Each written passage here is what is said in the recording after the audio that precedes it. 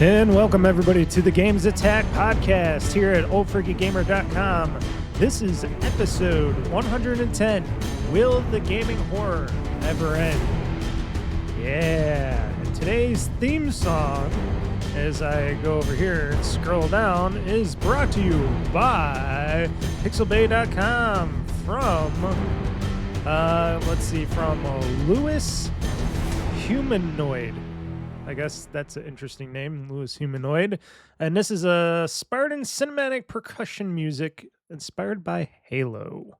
So that's where that music is, and you can get that at pixabay.com for free, just to listen to if you like custom music from them, from people like them. And then if you want to support them, you can, pay for their stuff to do stuff. Like I said, I support them by talking about them and stuff because, like I said, I don't make money off of anything I do. So this is licensed but open source type of deal where you can use their music and stuff as long as you're not using it for money purposes or projects that make money and stuff. So I don't. So I just play it because it's nice and I like to support the independent artists. Oh boy, is this going to be a podcast? So everybody, welcome to the GamezAttack podcast. If you did not already know by hitting the play button, this is a podcast of yours truly, Gamer Boy Mr. Mike, myself, a gamer, an avid gamer, and an avid enthusiast of the trades of the industry, even though the industry has been and is and will continue to still crumble around everybody, around us, around me. And by listening to a lot of other people's podcasts and watching people talk about stuff lately, there's a lot of people there's a great depression mode amongst a lot of gamers and the games media out there and stuff, and they're all really bummed out. Me, I am bummed out kind of, but not, because there is still games coming through these harder times, and increasingly and understandably not going to stop anytime soon. Difficult times for the games industry as a whole, and entertainment wise, and just creating stuff that big corporate entities deem that, hey, if it should make a ton of money or it should not be made. And for smaller developers, it's harder to put stuff out because it's in a sea of other works of gaming art or whatever you want to consider it. And it's just harder to find stuff out there because, frankly, there is too many games out there coming out every week. I'm not saying every day, but every week, month, year. There's more games than any of us can play, even myself. And I wish I could play more games, but, even I have my limitations. I'm only one man. But it is going to get more difficult. And I'm not just talking about people not purchasing games and stuff, and that is what I think is the biggest concern, is that people do not want to pay for games anymore. People want stuff for free. People don't want to invest in entertainment and arts and stuff like that. They don't want to pay for people, and I can understand if it's like a game that uses a ton of AI stuff, which gamers out there totally are against and avoid at all costs to purchase one of those things. But if this is stuff being made by human beings, crafting, making the art, programming, stuff like that, and still people don't want to pay said prices for their stuff, how do those people continue to make more great products and games and stuff in the industry when the individuals, the consumer, just wants to pay basically almost zero for everything? And you can't blame the overall economy and what's going around in the world today, because this has been going on for a long time now. It's just rapidly and should I say it has rapidly and has been the progression of this said state of affairs of, oh, it is a lot harder to be a gamer nowadays because of what's going on in the world, beyond wars, beyond the lack of chips out there, because there are very few companies that make these chips, and they are said being strained by an industry that thinks that AI is the end all be all, the savior, the thing that's gonna produce for everything, even though they kept saying, "Oh yeah, we're gonna make sure people get paid and all that."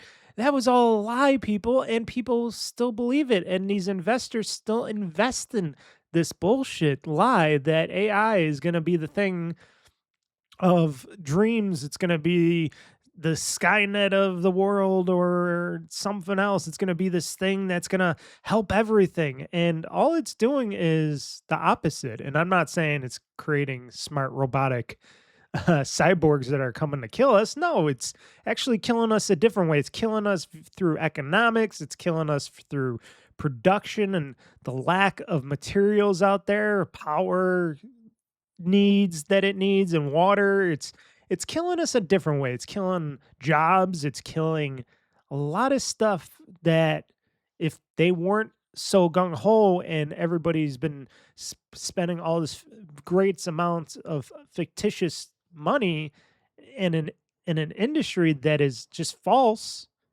Sure, there's a little bit of AI out there, if you want to call it that. There's something out there that does stuff, but what these individuals want you to think, they want you to think that this is going to be something that takes over the world in a great way, and it's not. It's a lie. It's always been a lie since the very beginning. And it came out at a time when we were coming out of the pandemic. That's when all this AI bullshit started, and it was the worst time for that kind of shit to come out and for people to start pushing. And it was a bad thing, and it is a bad thing, and it's hurting the world more than it's helping in more ways than one. And like I said, I do like AI on a small scale for small things. I'll use little AI things for, help me to get some stuff out of my like backgrounds out of certain art, or do something with it. If it helps me get my creativities done a little faster, I will use it. I will use it for stuff like that to help me, do certain little tasks. But I'm not thinking that this is going to be the end all be all that's going to be helping me do a real job or anything anytime soon. And then you see businesses that try to adopt AI and everything and a lot of things that they do, or everything that they do. And it's a big joke. It's a big joke. It is the big new lie since COVID, when everybody was, oh, hiding, gotta wear your mask, gotta do this, gotta take 20 million shots. It's another lie on top of a lie. And people are losing jobs, their livelihoods, costs are skyrocketed. And even if we do have the war going on, which a lot of people like to blame the president, Trump, and all that stuff. Here's the thing: this AI boom wasn't so big and it wasn't doing all this stuff, and we didn't have these chip shortages and stuff, I think the cost of the economics and the cost of everything wouldn't have still be that high. It would be high, but it wouldn't be getting higher and higher and higher. Taxes wouldn't be going up. Your water and electric bills wouldn't be going up as much. Sure, fuel probably would go up, but it wouldn't be this bad. But because there's layers and layers of different stupidity going on top of each other, and it doesn't look like these companies are willing to stop spending and pushing the AI bullshit that is the big lie. It's just hurting everything, and it's hurting the gaming industry the most. The gaming industry is being hurt the most because it uses technology and people to make stuff. And if consumers don't want to buy that, or if they don't have the money to buy it, which some people say, I don't have money to buy the games and stuff. Well, then you can't buy the games, but you're you're not going to get them for free. And if you can't get the hardware because the hardware is too expensive, or you can't get the chips to make said hardware, where does that leave everything? Now, also, I was always against the industry as a whole, and the gaming industry as a whole, I should say, of about the whole thing of I was always against the gaming industry, and I said this many times in my podcasts and videos and stuff, that I believe that the push for the perfect games to make these games bigger, more cinematic, photorealistic as possible, the push for and and ever growing graphics and polishedness. I always thought that was a bad slippery slope in its own. I never felt like a game should be 4K, 120 frames per second bullshit. I would be happy with a 30 frame 1080p game. 1080p, 30 frames per second game. As long as the game ran well and it looked good, decent, fine. But everybody kept pushing and pushing and pushing. And of course, the spoiled, whiny gaming and gamers out there, and I'm going to point to most of you out there. You're going to hate me for pointing to, but I'm pointing to the most of you, are the problem, because you don't want to play a game that doesn't look, oh, it's got to look like me. It's got to look photorealistic, or else I have nothing to do with it. Even though you got a little game called Minecraft that barely has the pixels and stuff, and people play that. But, people got to grow up, wake up, grow up, and start to just accept what is going to be coming. And I've been hearing about this. I heard a little comment from a certain Arthur Geese, Geese, whatever you want to call his last name. He's in the industry. He's one of those gamer industry people types. And he had a nice little comment that he predicts and believes in the future, when the whole industry implodes in itself, which it probably will up to a point. It will still be around, but it is going to shrink drastically, which unfortunately, and this is going to sound probably worse for me, I think it has to. I think the industry as a whole has to shrink to get better. It needs to downscale to a point where it's like, okay, let's go back to reality here, folks, and then just make games that are fun, that are cheaper, maybe. And this is what Arthur Geese was saying. He's saying maybe the industry has to collapse a little bit. Maybe big time AAA games and developers might start making these games a little smaller, a little less graphically intense, to make these games come out faster. And we're going to talk about that in a little bit, with how Asha Sharma was talking about we need to produce these games faster and be more, not pushing for that, perfection that is, because you don't have to make a game look perfect. You don't have to make it look graphically intense. It could still be fun. I played many of a game like that. So where was I? I had to pause for a second because my eye had eyelashes in it again.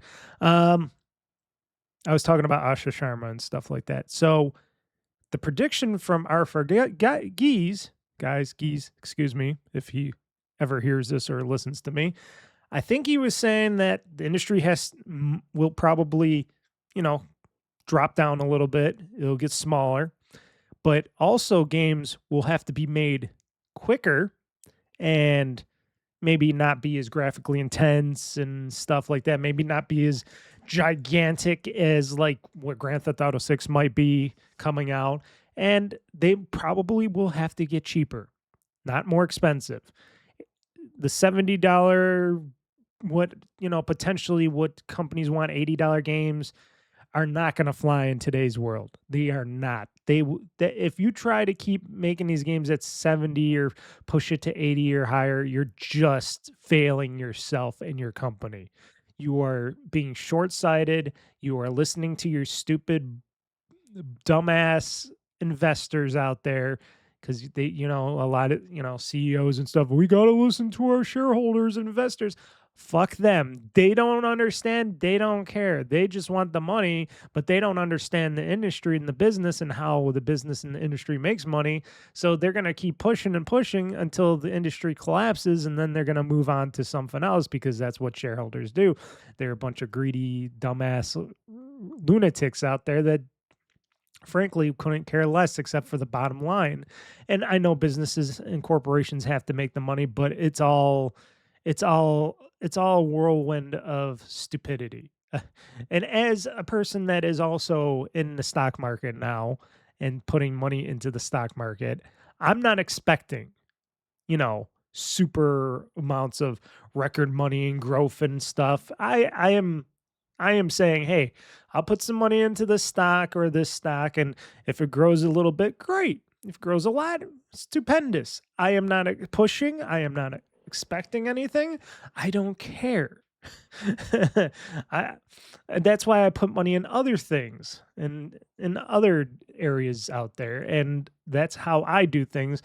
If I wanted to be a big time investor, I still wouldn't probably try to push because I would know and understand that, oh, companies can't forever grow and that everything in a company, if you make your consumers happy and you keep the business regular and strong, you're going to have some growth, but you'll still continue to make money down the road because, there's still going to be a good base of consumer to buy your products. But if you're alienating your consumers and you keep trying to raise the prices and make things less ideal for wanting to purchase your said products, then you're just gonna tank that stock. You're gonna ruin your company and whatever. And all these companies, you see all these multi-trillion-dollar companies, Microsoft being one of them. They're all happy. They're like, oh yeah, we're just gonna grow bigger. We're gonna get more money. That's eventually gonna falter, and that's gonna flip, and then it's gonna fall. It's gonna fall so hard on their asses that they're gonna go and be blindsided and go, what the fuck just happened? And they're gonna lose a lot of money in stocks. They're gonna lose trillions of fake dollars in their stock portfolios because of their short-sightedness, them listening to idiots that just want the numbers to go up and not looking at the bottom line, looking at their businesses clearly enough, and not focusing on making the consumers happy and delivering products that are worth the value to that said consumer. Now, that being said, still, you know, our Fergies said, yes, maybe games might go back down. We'll see the $60, $50 games again. That would be a good thing. I wouldn't mind it if we went back in time a little bit, rewound stuff a little bit until it's ready. And it's not saying every game has to be like that.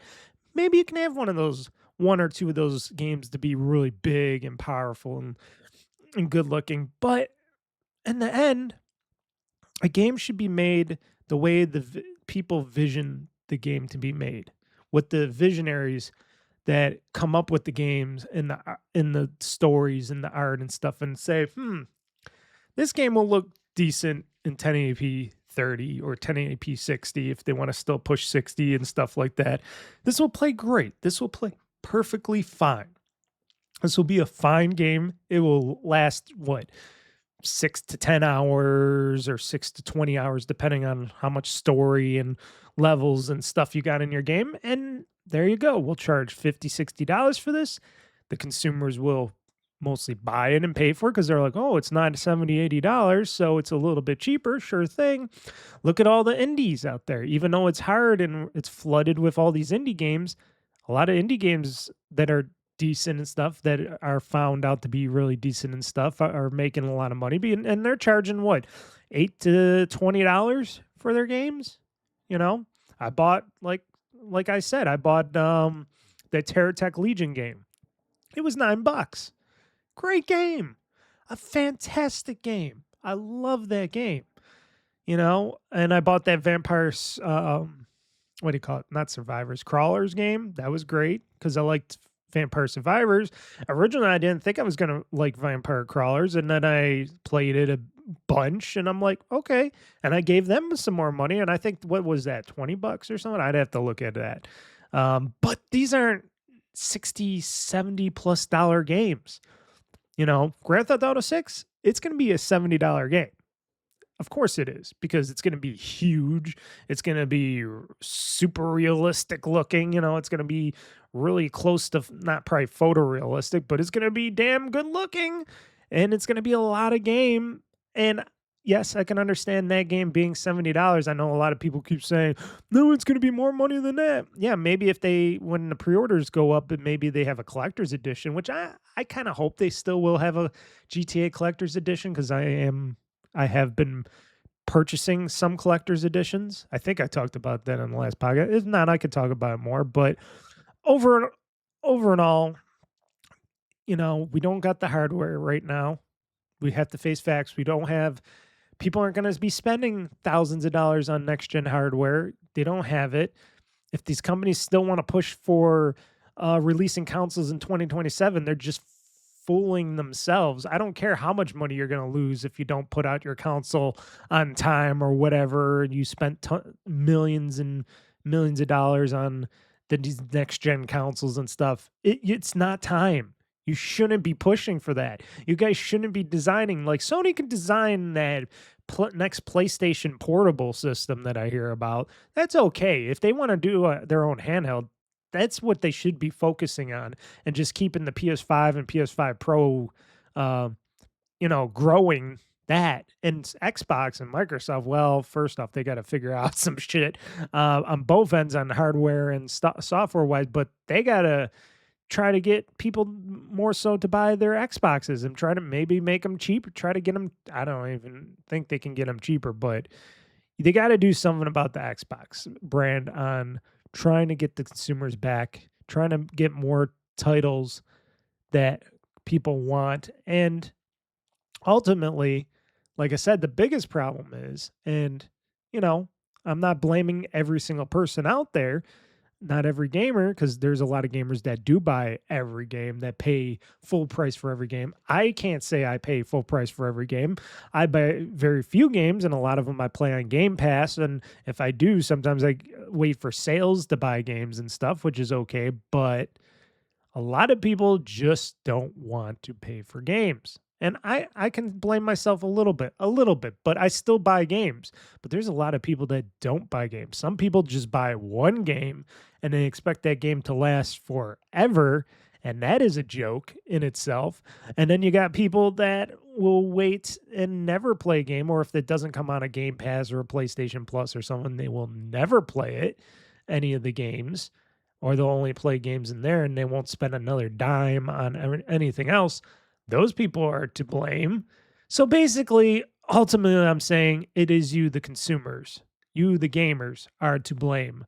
So you cannot complain or cry. People should not complain or cry that a lot of these games, a lot of these studios are closing up, that a lot of these games are failing and falling down, because ultimately, you're all the problem. We're all the problem. I'll put myself into this too. I'll blame myself a little bit. Maybe I should buy more games, but we're all the problem. And there's a lot more people that are more the problem than me and some of you that don't want to spend any money, that have the money probably too, but don't want to spend the money, don't want to buy stuff.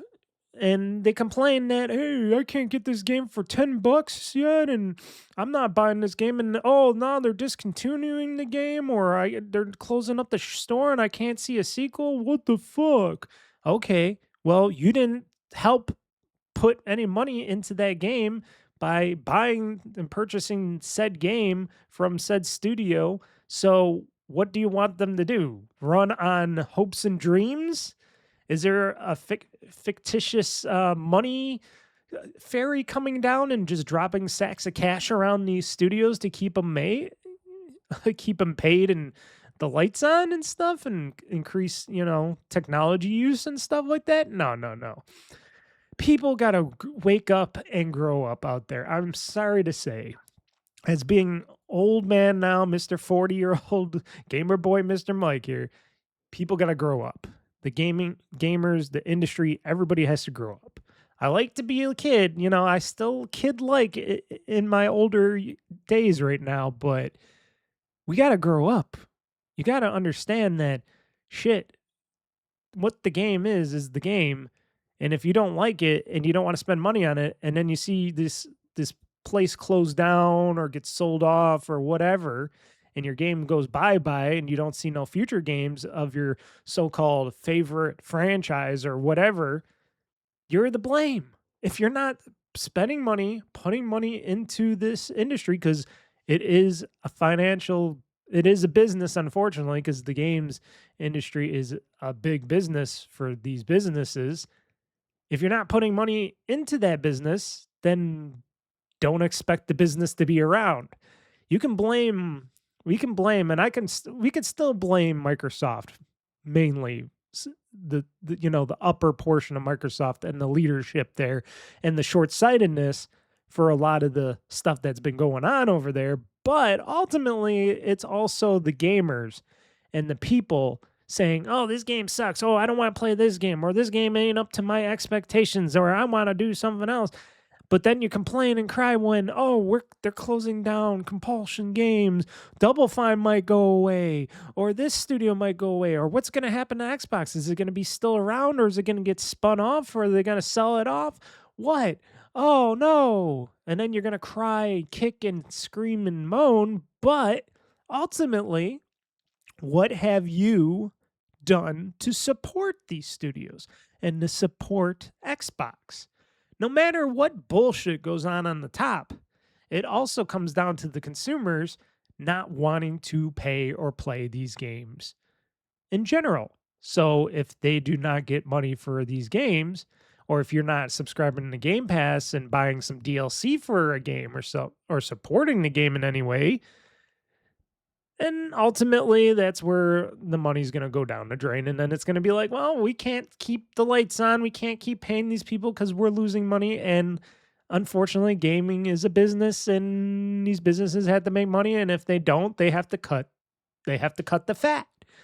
No matter how much I might be upset about it, look at the biggest one, Embracer Group, when they bought up all those gaming studios.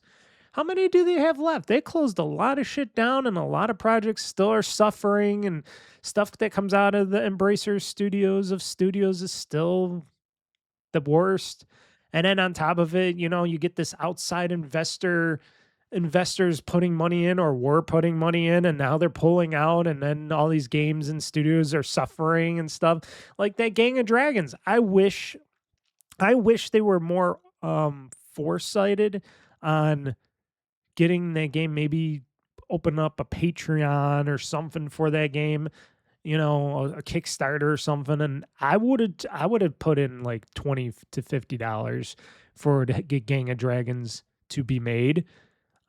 Whatever it would take, whatever they could have did, if they could have got, like, I know there was a lot of probably licensing and whatnot for that game. They had to get, like, some of that game was owned by NetEase or that bullshit. And, first off, never get investment from the Saudis or Chinese. That's my number one thing. You got to stop collecting this money from these foreign investors. If there's a way to keep these foreign investors from investing in your stuff, don't do it. I'm sorry. If it's something that's going to be too big and you need a lot of investment to do, then don't do it. Do a smaller game, do a couple smaller games, make up that money, put some money aside, put some money in the savings in the stock market if you have to build up that fundage. Or like I said, do a Patreon or a Kickstarter or something and build up that money. And then when you think it's time to make that big giant game like the Gang of Dragons, which would have been a really great game, but then, like I said, the business of that, they just were too much. And it seems like it crumbled and fell, and that's very upsetting to somebody like me, because that would have been like competition for the Yakuza slash Like a Dragon series, because this guy was from RGG Studios. And like I said, short-sightedness and not looking towards the future, and then with NetEase pulling out on that money and stuff, not having a backup plan for financials and stuff, that just ruined the company. And I hear that a lot of the guys within that company are no longer with the company, and they're not talking about anything. The whole game is like zero. It's like it's never happened.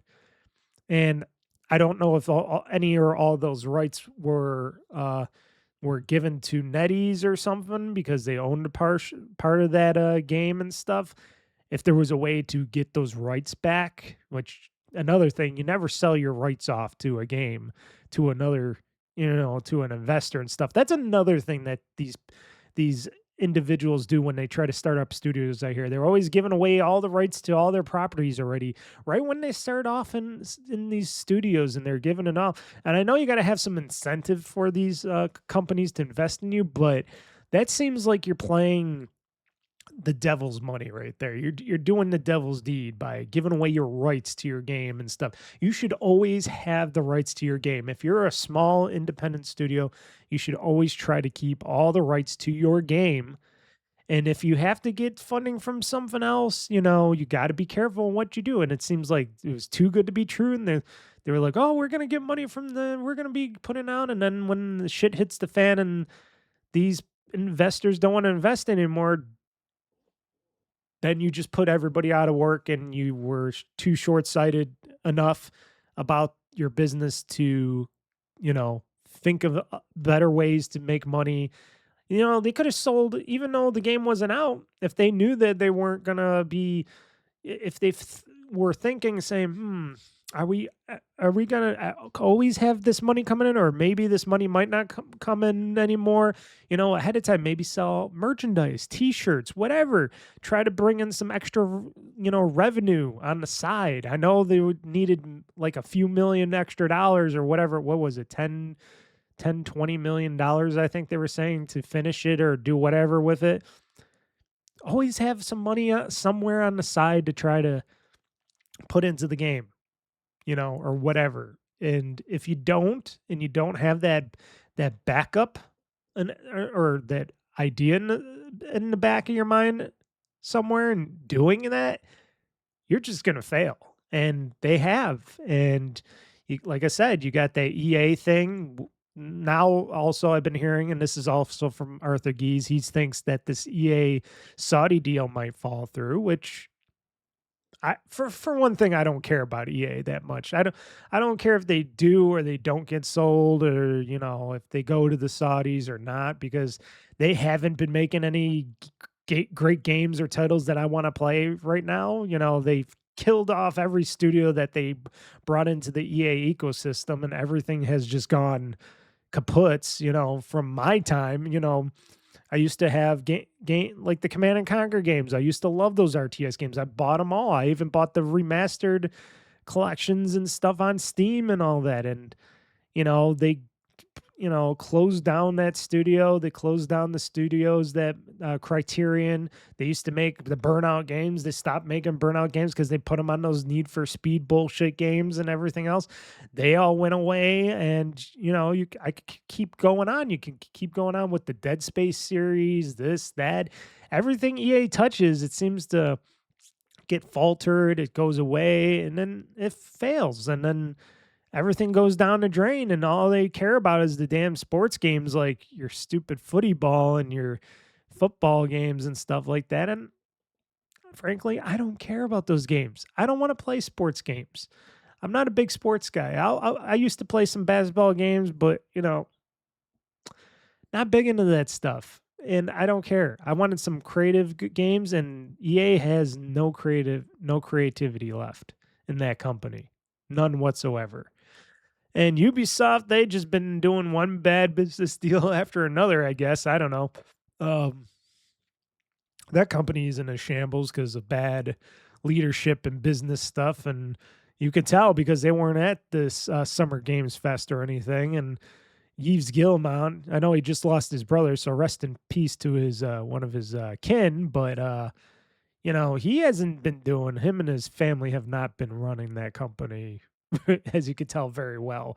Overproducing, over budgeting, and not focusing on titles and stuff like that. And then I'm sure I'll get people to say, "Oh, but how would they have known, Mr. Mike? How would people know about what goes on in the future? Nobody ever knows what the future holds, but you can predict." First off, and two, even if you don't know what the future holds, you should always think about, well, what if this thing ever happened in the future? Why not have a backup plan anyways? Why not have that backup funding? This happened in my own family, and I know this is a small thing. This ain't no big giant business or corporation, but my family never planned ahead for anything.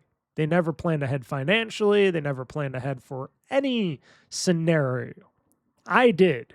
I always knew that you can't trust other people a lot of the times out there, and people fuck up all the time and stuff like that. I would, at a young age, I felt like people were adults back then, and now I know that that's not true nowadays. Even when I'm older now, even I can be a little kid like, but I always knew in the back of my mind, nobody's going to take care of you except for you.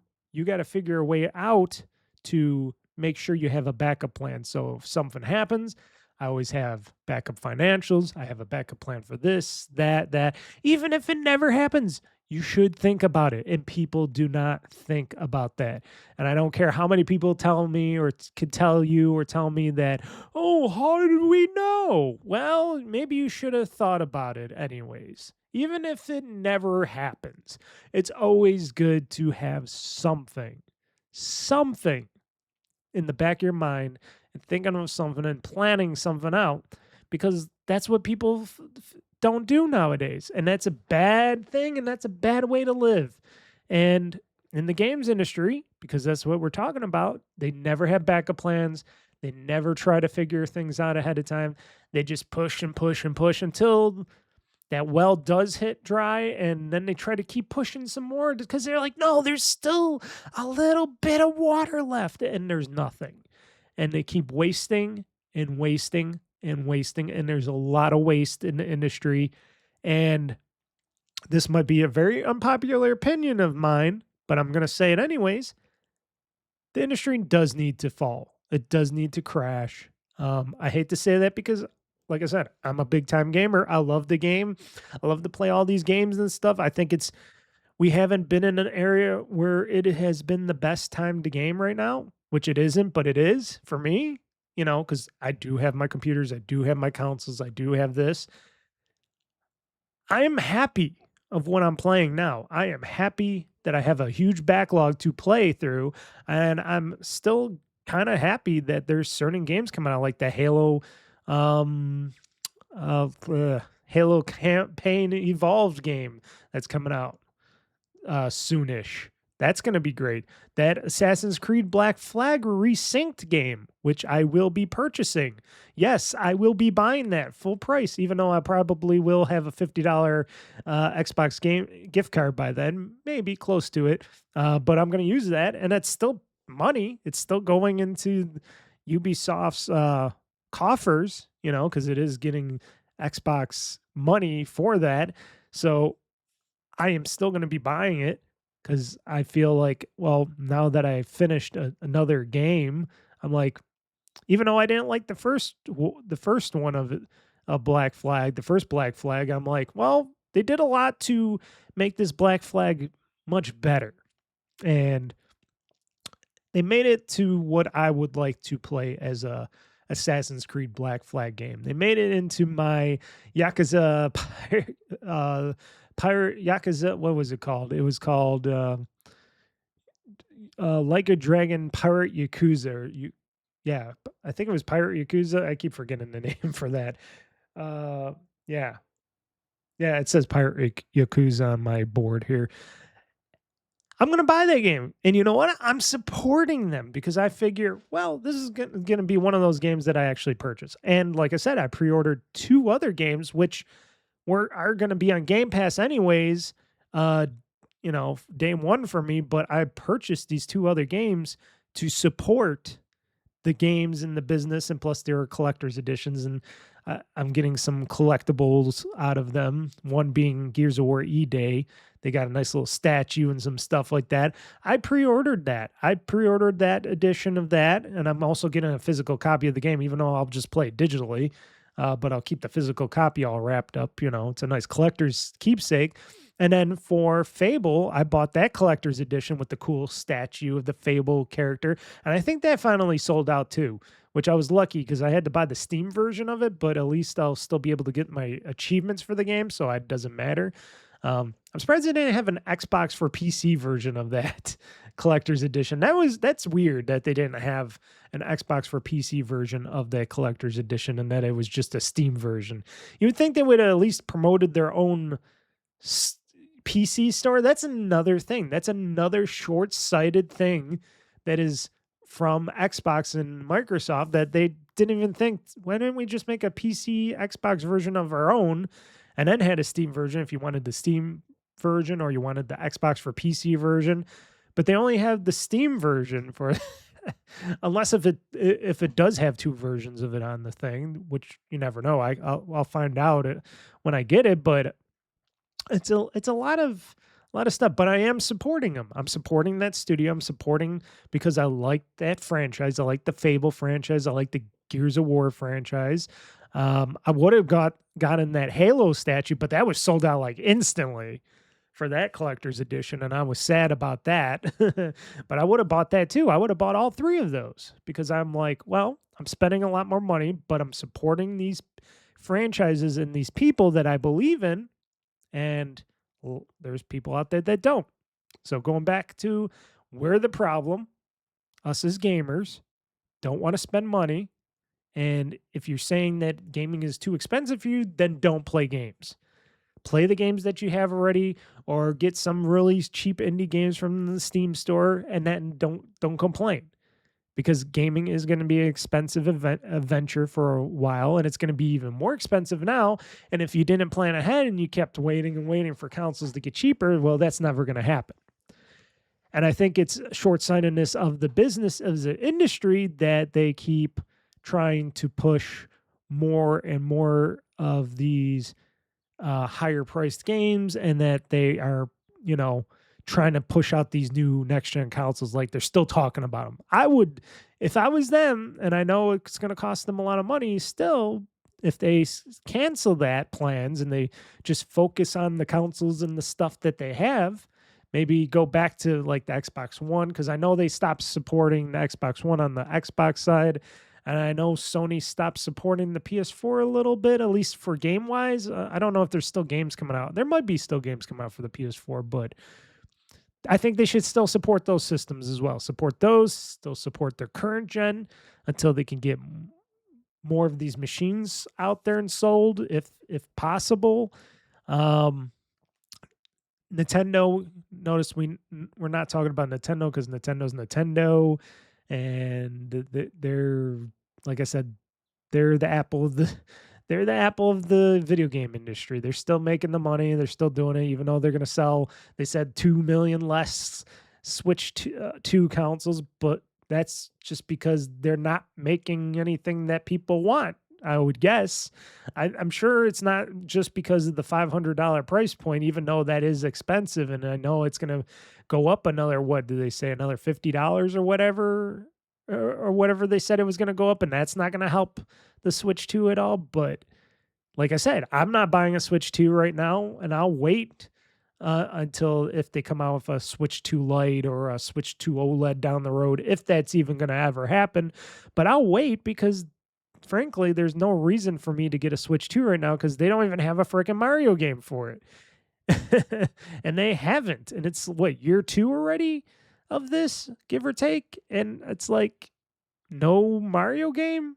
What's up with you, Nintendo? Sure, Donkey Kong Bonanza, great.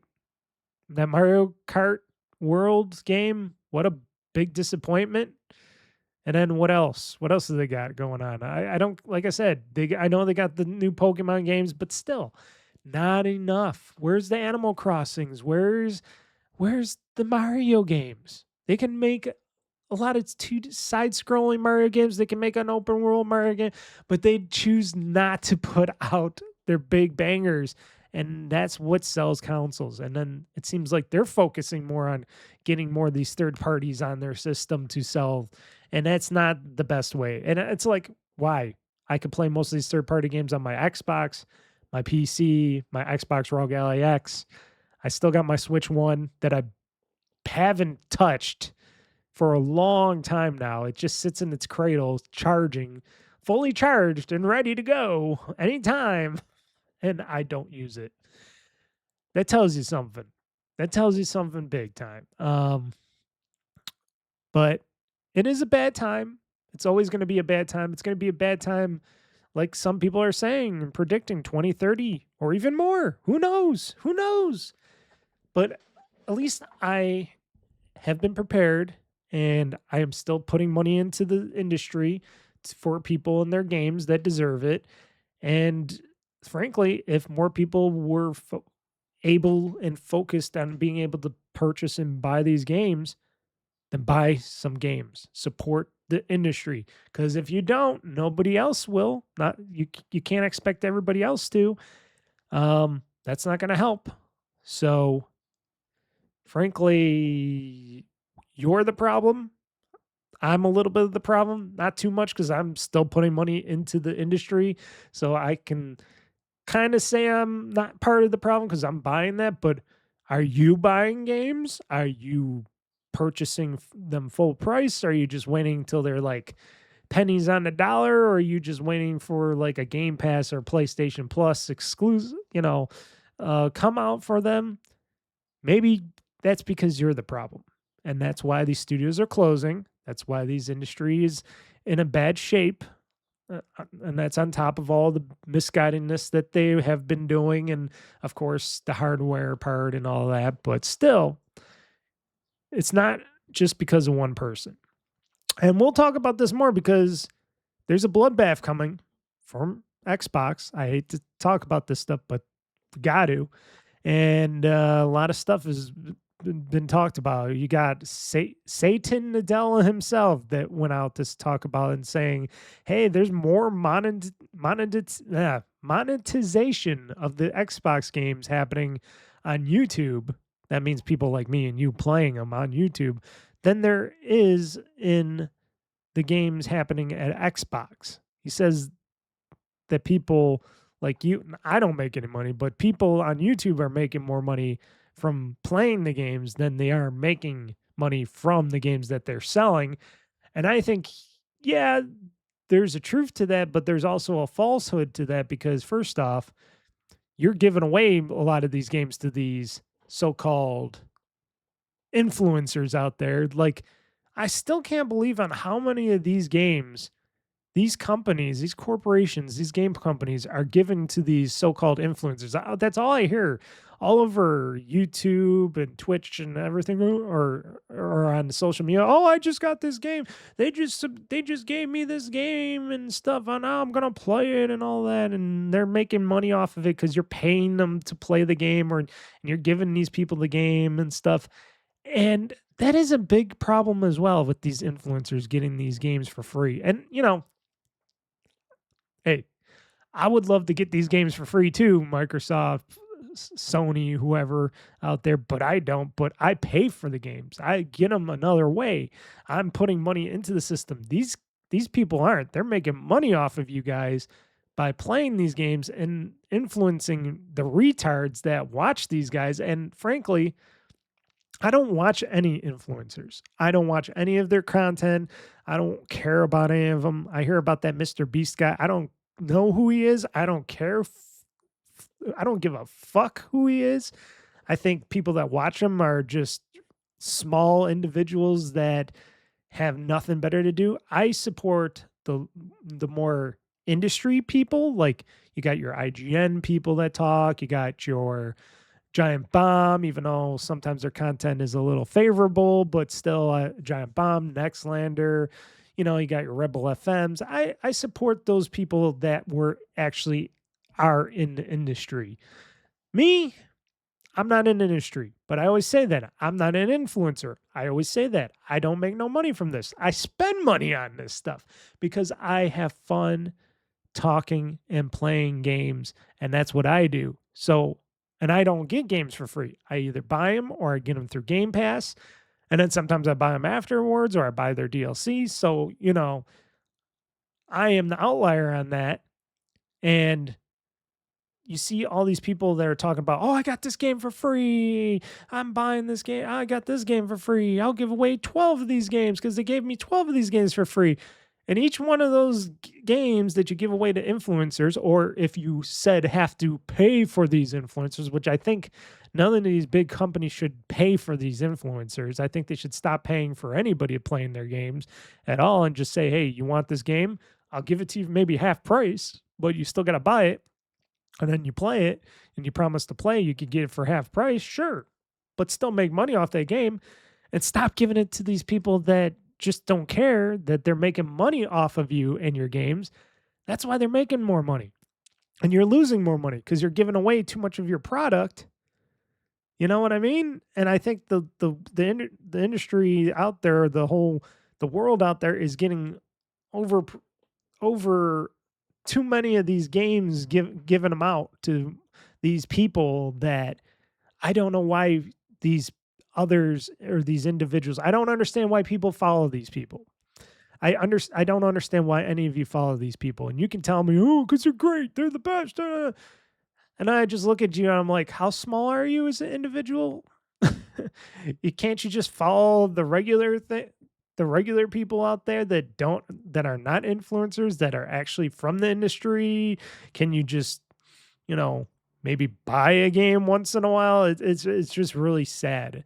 And that's where it comes to where people say, oh, they watch more of these games being played than they buy the games to play them. And I'm like, yes, I'm guilty of streaming like whole games on the internet. I put out my videos, but they're usually after the game's been out for a while, like this upcoming when I talk about Halo Infinite being my next game for game through, which my next game that you can watch me play is Halo Infinite, finally. But that game has been out for how long now? So, I'm not hurting anybody playing that game. And a lot of new games that come out, I usually play a couple sessions of them and then you don't see me play them. I think the only game that has come out that I played since the beginning to the end was probably, I can't even remember, maybe Final Fantasy, but that's a big game and people played those Final Fantasy 7, that remake, Final Fantasy 7 remake, and people played that already 20 times over. But still, it's just crazy in how many of these things are being given away. So of course people are making more money because you're paying them to play your games on the service, first off, to get more notability or visibility to it, and two, people don't want to buy the games, they just want to watch them being played, and it's whatever. I know it's a double-edged sword there, but yeah. So, of course, Satan and Nadella, people are going to be making more money off of that because you're paying them to play the games. But they are talking about, and this is from Asha Sharma's, I guess, newsletter or whatever, internal talk or whatever, talking about how Xbox reportedly is going to be speeding up the new Elder Scrolls game to come out, Fallout and Halo games, as Microsoft leaves spinning off the business on the table, because they're also talking about, should we just spin Xbox as their own company, just like how Google spinned off, or how Google was spinned off of Alphabet and stuff like that, and YouTube it was like its own company, but it's all within the Alphabet, corporation and stuff. Speeding up development on the games, yes, because I think Todd Howard takes way too long for his games to be made. And recently, even with Starfield, even though I liked Starfield up to a point, I think he does not meet that expectation. And I think he takes, too much perfection and too much of this and that. And I think he has not been enough bite for his bark. You know what I mean? I think he's either making them too big. He's doing the whole GTA thing where he's making them too big and there's nothing in them. And I don't know. I am interested in the new Elder Scrolls game. Um, him taking so long to make one game is just not ideal nowadays, and I think he can shorten it up a bit, or maybe get him and his team to make these games a little faster. And for Fallout and stuff like that, you got to let other people make these games as well. Because originally it was like, no, we want to really make, Bethesda really wants to make the Fallout game, or Todd Howard really wants to make the next proper Fallout game. Okay, but you're making Elder Scrolls now, so you cannot make that Fallout game. We own you because we are Microsoft, and Xbox owns you guys. So we want to make this other group that made a Fallout game. They're going to make another Fallout game right now. Or you can make a Halo game. You'll make a Halo game. You'll make a Gears game on top of it. Yeah, they need to do some more better diversity on how they make these games. And I agree with that. I think just the same one studio that can make all these games, like, this studio only makes the new Elder Scrolls and Fallout games, and nobody else can do that. Okay, but that's not going to help. That's not going to help everything else. And then if you ever do make a new Starfield game, when's that going to come out? When I'm 80 years old? It's just too long. And like I said, it's because they want to make the fidelity the best, the graphics the best. They want to make these games super big, and it was a lot easier in the 360 era, 360 PS3 era. Games look great even at 720p, as I found out on the PS3 and 360, but they also played great, and there was a lot of content to them. And it only took them 4 to 5 years to make these games, not almost 8 to 10 years or stuff like that. Even then, it was like 3 years to make some games and stuff like that, and it's just been ballooning out. And the whole thing with Asha Sharma talking about, oh, maybe we will spin Xbox off as its own company outside of Microsoft, but still in the Microsoft thing, but leaving, that whole Microsoft structure. I think it would be interesting, and I think it can make the Xbox brand more healthy, because then they don't have to be tied to the day-to-day bullshit that is Microsoft and how that corporation is run inside that corporation. They can survive as their own whole, like they say about LinkedIn and a couple other things that are owned by Microsoft that are their own companies. I think Microsoft or Xbox should be in charge of Xbox, especially if you call Asha Sharma the CEO of Xbox.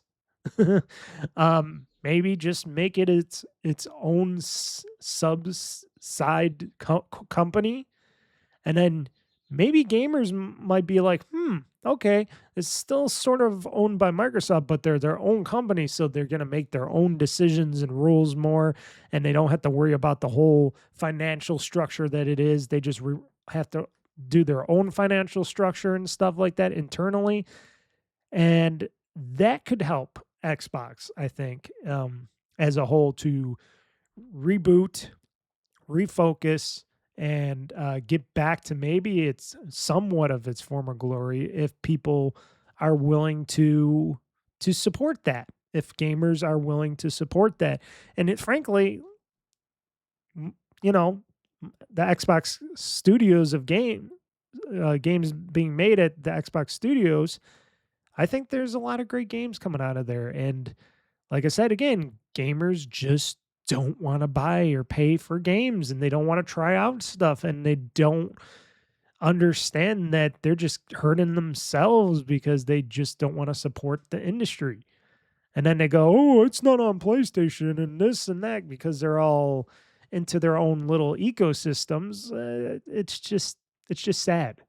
It's just sad that people are so ignorant out there that they don't want to try. Like I said, if Sony had the games that I wanted to play over there, I would have had a PS5 and stuff, but they didn't. But at least when they used to, for the short period of time that they used to bring the games to PC, I bought a bunch of those games to support those studios and to support those games because those games look great. But, you know, again, they didn't see the business under that, and it didn't. I guess it wasn't helping them, and we'll talk about that because I got that in the news section. But it's short-sightedness across the board. Nobody is what should I say? Nobody is innocent of this. It's between the industry and us as gamers, and we're all to blame for this industry to get really bad as it has because we demand so much for so little, and they demand a lot more for so much that they don't give us. And what they do, and they change and they try to overproduce and over, you know, pay for stuff, and no actual structure of what's this going to do or how this going to help and how, you know, it's a whole thing. And that is why Asha Sharma also said there's going to be a bloodbath and that there is going to be a lot of sooner or later there's going to be a lot of people losing their jobs across the board at Xbox again. And you cannot blame her. You cannot blame Xbox. You can blame Microsoft a bit, but you can't blame Xbox and her. They tried to do what they can do. They had to listen to the word up on high, and there was some bad decision making going on throughout the whole time for a very long time. Phil Spencer tried to write the ship out away from the iceberg, but I guess the currents were too hard and too fast, and it pushed that ship right back into the iceberg again. And now that money isn't cheap anymore and stuff, it's costing them, and it's going to cost some studios, and it's going to cost some games and IPs and stuff, and it's going to cost some very good talent because they're just not making the money. And for right now, underneath the new leadership and, of course, the corporate structure that is Microsoft, if it's not making a lot of money, and this is in Microsoft's terms, if it's not making what we think is a lot more money, and it should always be growing, and it should always be making a ton of money, then it should be gone. And that's a sad way to think of things, even though the Xbox brand has been making money when it wasn't tampered with to begin with, they wouldn't have this problem. But apparently Xbox Studios Compulsion, Double Fine, and Ninja Theory are facing closures. And I think Compulsion Games has been closed already. Don't quote me on that, but a lot of people have been saying it has been closed. And then I also hear that they haven't been closed yet, that they are in negotiations to try to spin that studio off for themselves, just like Double Fine and Ninja Theory.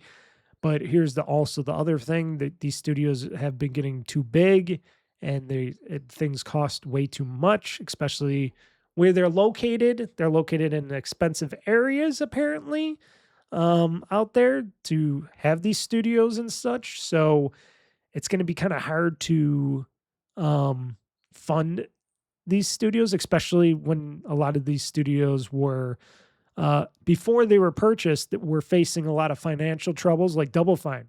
When they were making Psychonauts 2, Tim Schafer and them, they were trying to find that next sack of money to help get Psychonauts 2 out to the public, and they did their Kickstarters, they did their fundraising and stuff, and they're known for making nice, cool, interesting little games like Kiln or Keeper and a bunch of other stuff.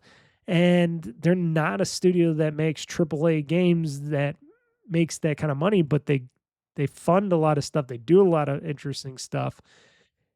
And they weren't doing well before. That's why Phil Spencer and Microsoft picked them up and purchased them over at Xbox. And that's why Compulsion and Ninja Theory got picked up, because they had interesting stuff coming out of them. Because Compulsion was doing the We Happy Few, which I thought was interesting, but I just never liked the gameplay of it. But it was South of Midnight. I liked South of Midnight. I played and beat that game. I was ready for a South of Midnight too, but that's probably never going to happen, and that's a sad thing because I really liked that game a lot. I thought that was an expressly amazing game, very cultured type of a game with the music, the gameplay, how the game felt and looked and stuff, the characters and stuff. It was a really good mouth of the South type of a game, and it just didn't do anything for people, I guess. And like I said, Double Fine makes some great stuff, but a lot of things don't catch, and a lot of things are small little things like Keeper and Kiln, which I keep talking about because those games are fun and stuff, and I played them both. And then you got Ninja Theory, which they make those highly technical games where it's basically all the Hellblade games, and you got the recent Hellblade or what Sauna game that probably won't happen, as they say. And they were they were showing it off at the Xbox Games Show and stuff like that. And right now, frankly, it's probably not going to happen if that studio gets shut down and stuff. And they make I guess, some great facial tech and stuff like that. But if it ain't making the money that Xbox needs to please the Microsoft corporate overlords and the shareholders, and people aren't paying for the games or going and signing up for Game Pass to play the games, then frankly, the game in the studio is not going to survive. And hence why they're in talks to negotiate to spin off again, to avoid closure now. But they're going to eventually fail and close again, or else they'll get bought out by somebody else, like a Sony or somebody. And then when they don't make money for them, then they ultimately are going to get closed. Look at Bungie. Bungie's on the verge of being shut and shuttered and mined off into the Sony ecosystem because they haven't been producing too well. And there's many other studios out there. And Microsoft, when they had the big spending spree over at Xbox and Microsoft, that's because money was cheap before, they were able to spend a ton of money on these studios. But now they got so many studios, and there was never enough say on, well, what are you doing? When are you getting this out? We got to get some of these games out. We got to get some stuff going on with these studios to make money for Xbox to present to the corporate overlords that is Xbox or Microsoft. And unfortunately, I think Phil Spencer has not done that, because even though he was in the game Xbox, he was in the Microsoft ecosystem forever and in the games industry forever. He's a developer more than he was a CEO, but I heard he was very nice to everybody. He was too lenient. He didn't want to be that father figure to say, hey, stop fucking around and get some of the shit out, or we got to push some of this, or this isn't working out. You're going to have to cut this game and work on some other game, or work with this other studio on their game before you can focus on doing something for yourself. And it just was not happening. And I guess Sarah Bond was not, she was like the other side, and she just didn't really do much for the company. But yeah, it's just, it's sad. Like I said, Sonya from Ninja Theory is probably not going to happen. A lot of these things, you're going to see a lot of these studios, and it's not just these three studios. I hear there might be a lot more, what should I say?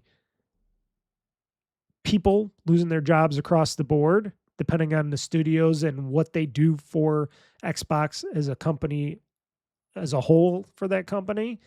And it, like she said, it could be a bloodbath because she has to make the balance sheets look good. Because, like I said, if they don't have the money to pay these people to make these games and pay for this technology, they cannot keep paying these people. They cannot keep running these studios. They cannot keep doing what they're doing if they don't have that money.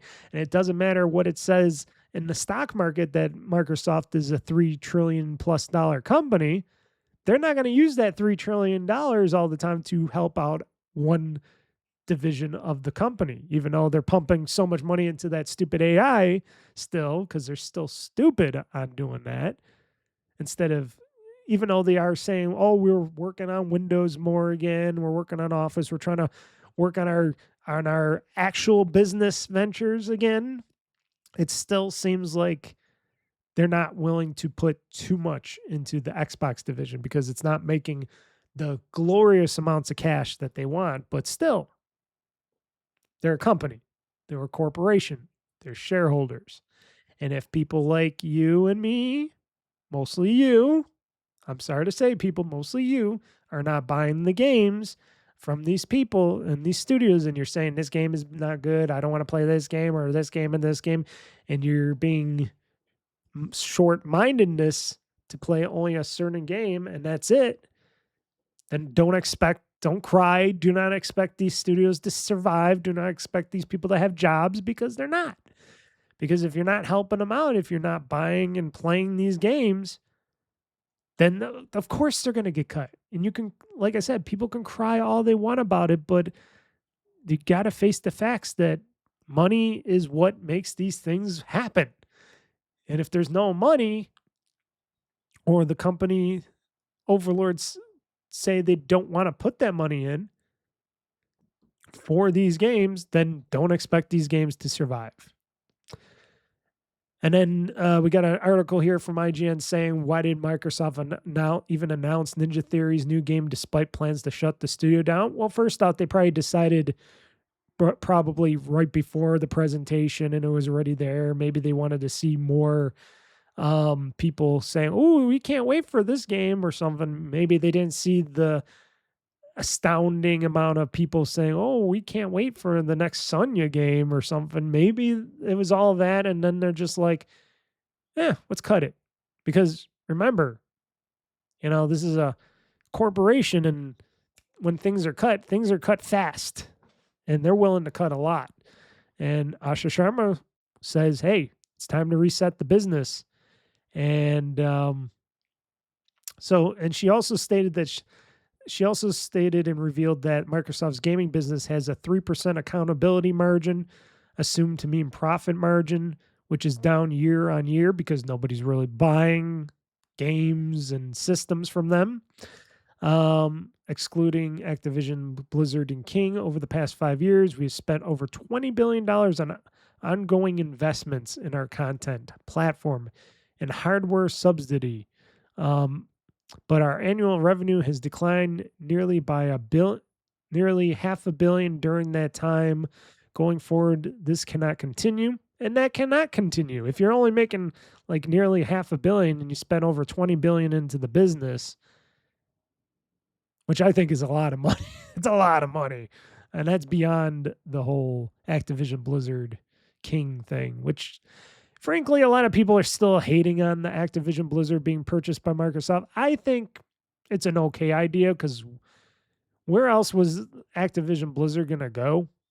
Plus, for me, being greedy like me, I do like a lot of Activision Blizzard games and stuff. I do not care about the Call of Duties that much like most people, but they do have a lot of properties I do care about, like you do got some Blizzard games. You got some, what do you call it? Can't even think of it. Diablo.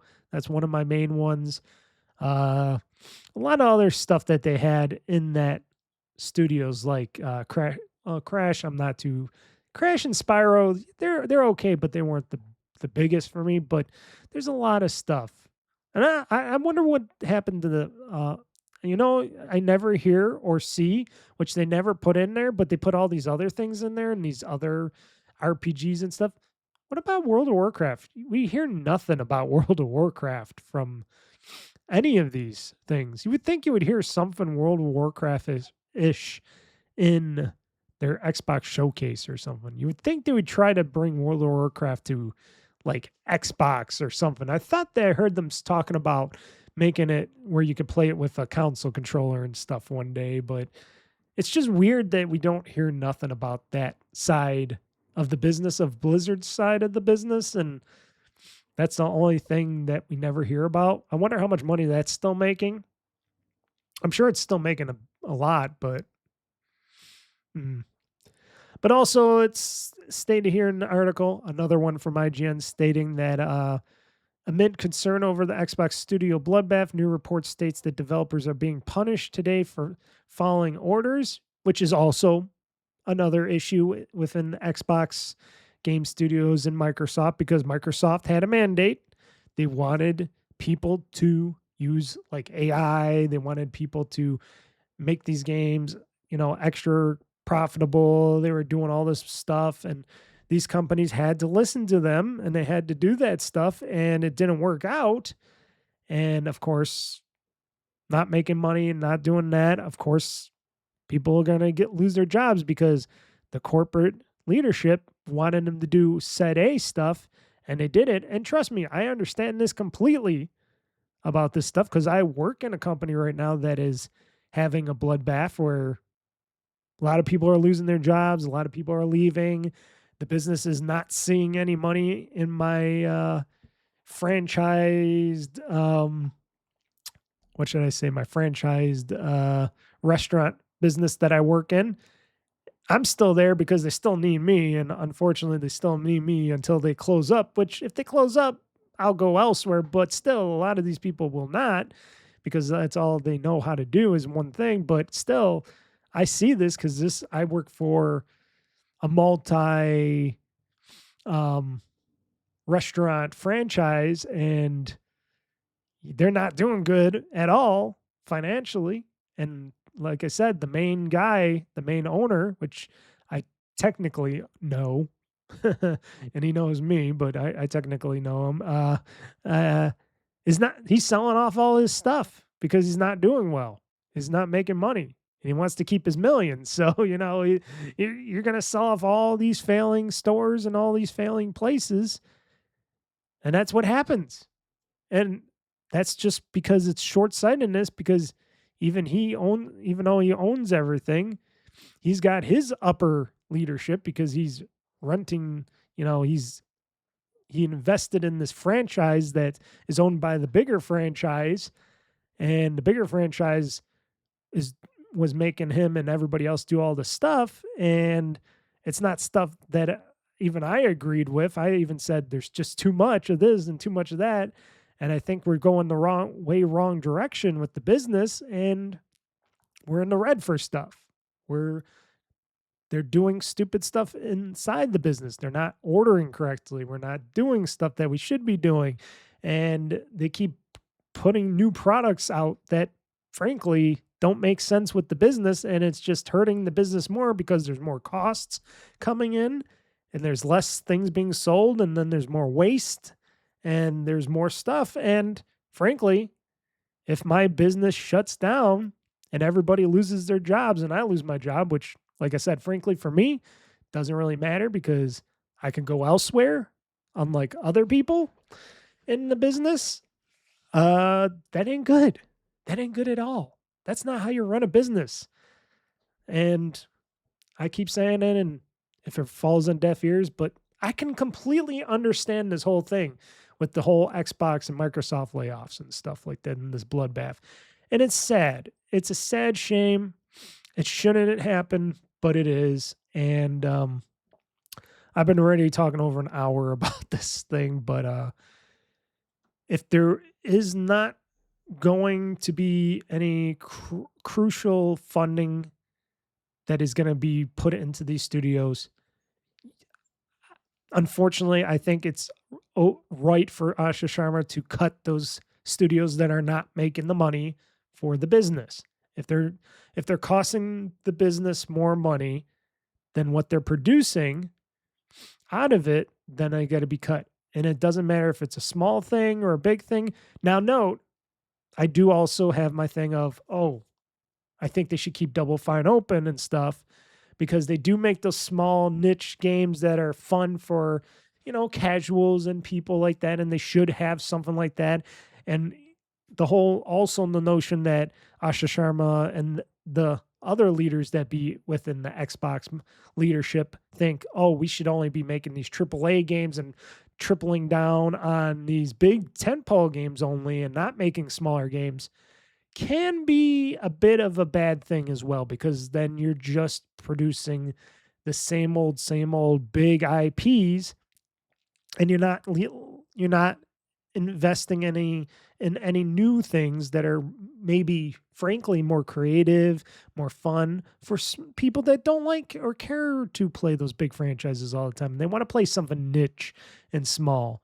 That's why a lot of us are also worried about Rare, because Rare, even though they have the Sea of Thieves game going on, how long is that going to go on for? And what's their next project and stuff? What is going to happen with Rare? And Rare is one of those studios that is a staple in the industry. They've been around for a very long time, since the early Nintendo era. They've been making games and all that, and they're owned by Xbox and Microsoft. And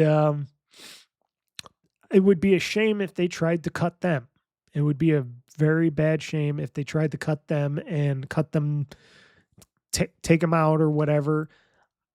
A lot of people also said it would be also a shame for, like I said before, Double Fine to be cut and gone, because Tim Schafer and all those people have been around for a long time, and they do make these interesting games. But still, if they're not making games that are making money, like if they're not making another Psychonauts game or another this game or that game, and they're just making these little tentpole games that are not making the money back in any way, shape, or form, you cannot blame Asha Sharma for cutting him, even though it's going to look bad for her, because gamers are very fickle and they're very harsh on their treachery.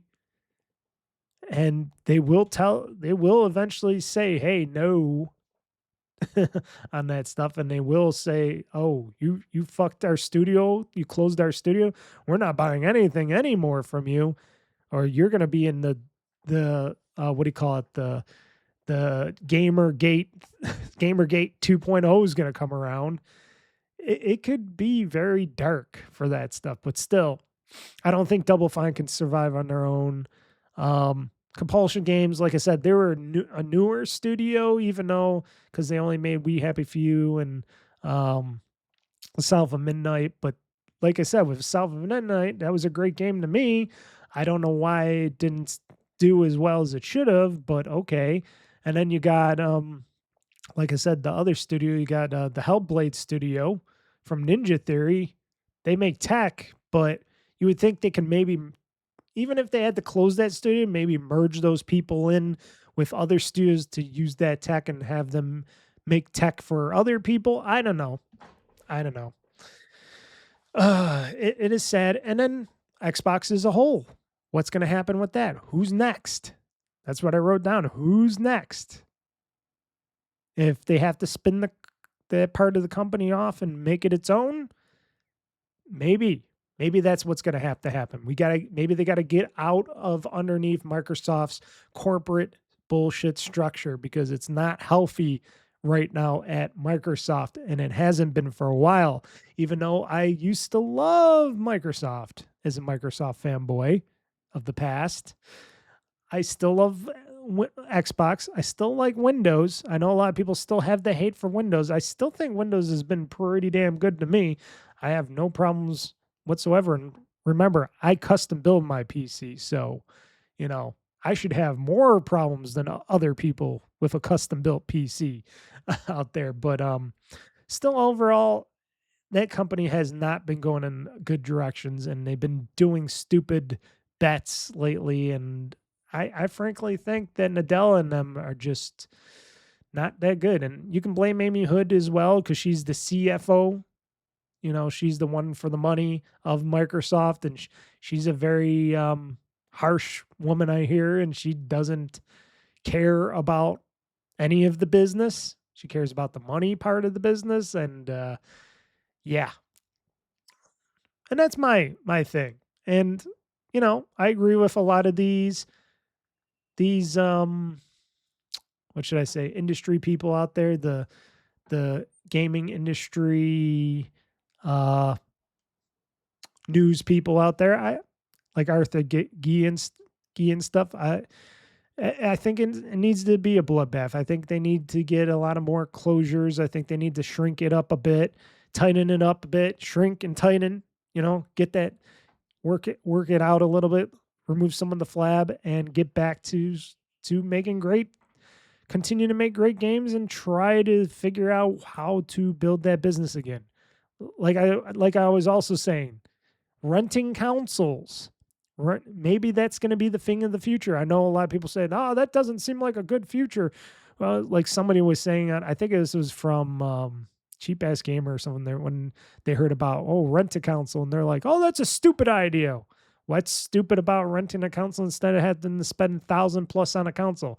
If I was to choose to spend over $1,000 on a console right now, or just spend like 60 or whatever dollars a month and get a console with a controller or whatever, if they if you needed one, if they gave you the choice, if you didn't need a controller, like I don't need a controller, I got tons of controllers and I could just use the ones I have, and then that saves some money on the price, and then just have my Game Pass Ultimate subscription with that included, that'd be great. I'll spend $60-$80 a month. And yes, I did say $80 a month because remember, these are going to be expensive consoles, so they're going to have to make up that money somehow eventually. But $80 a month with Game Pass Ultimate, your choice of a controller or not, I'll do it. I'll do that if I don't have to spend $1,000 right then and there. And then after a certain amount of time, if you wanted to just outright buy off the rest of the console or keep it or something, or better yet, like I said, if you just keep paying that monthly subscription fee for whatever, $60 to $80 a month, and then eventually when a newer console comes out, you can have your choice to trade in this console and get that newer console at a discounted price, or continue the subscription and just get a newer console. That'd be cool too, because then I'd be like, oh, I'm going to get that new console, And because I'm in the subscription service, when that console is coming, I'll just click the button and say, yes, I want this new console when it comes out. And then they'll ship me the new console when it comes out day one. And then I ship them back the other console. They'll give me the box for the other console, and they can recycle that other console or resell it or whatever. That'd be a great thing. I wouldn't mind doing that. Sure, it's a little expensive, but you're still saving a lot of money, because if you're not spending $25 on Game Pass and you're not spending $1,000 or more on a console for the hardware, what does it matter? What does it matter? So that was my idea all along, and they tried doing that a little bit before, and I thought that was a great idea. They just never brought it to the States, or else I would have did it before for like the Xbox One and stuff, or the Xbox Series console, but they never did that here. And but if that's something that could happen in the future, I would totally do that. I would totally do something like that. And I think a lot of gamers, if they really wanted to and they knew how expensive gaming is going forward, and they're like, well, I do want Game Pass. I do want to play online. I do want Game Pass, and I do want the new console and stuff and hardware. Yeah, $60 to $80 a month instead of spending $1,000 for this and then another $25 on Xbox Game Pass subscription. And then if I buy other games, that seems like a very decent deal to me. And everybody wins. Consoles are being sold. People are playing games. Microsoft and Xbox are somewhat going to be making money, because then the profits are going into there, and they're having a subscription, a monthly subscription money coming in every month from millions and millions of people. That seems like a good idea. And if they can do that, and Sony, I don't think Nintendo will ever do that, but Sony might try to do it. If they can't do it, or if they don't do that, maybe it'll look better on Microsoft's part, on the Xbox side of things. I don't know. I would love to see that, especially in this time of hardware darkness that is the industry, and how chips aren't being made as fast as they should be, because there's very few companies that make these chips, because of course that's how things work in this crazy fucked up world. Things aren't being mass produced because, I don't know. And I know people say, well, because when it gets slow and people aren't buying chips, but it hasn't been slow for a very long time. And chip companies should be ramping up new productions, and there should be newer companies making this stuff. And I know it's very expensive and it takes a long time to build one of these things up, but you'd think people would get better better at it and make these fabs and make these things and make it here in the United States some more, which they are sort of doing, but make it even more in the United States, because then, you know, you don't have to pay people. You can build robotics to do a lot of this stuff. A lot of this stuff could just be like a couple guys and people in a thing running some computers to have these machines do it all. It's not like these people are soldering everything on the boards themselves, because that would be impossible to do. It's all these computers making it and robotics. So you just need people to know how to design stuff. But that's my take on it. And that's my easy take. I'm not trying to get too technical. I could get a lot more technical for people, but I'm pretty sure a lot of people would be not understanding what I got to say. But yeah, we'll have to wait and see. It's coming soon. So don't be so surprised on what studios are getting closed and how many people are getting laid off. And if people are going to complain and whine about that, well, like I said, it's on you. It's your fault. It's all of our faults for not paying and buying games from people. And if you're going to tell me then, well, these games weren't good or these games weren't then still don't complain, because you said these games weren't coming out from these studios weren't that good. So don't complain that these studios closed, because if they weren't up to your expectations to begin with and you weren't paying for these games, then don't expect them to keep coming out with games, because it doesn't make sense if they're not making the money. Okay. Enough said there. Let's see here. So I was talking briefly about my next game through season, whatever you want to call it, series, and that is finally here.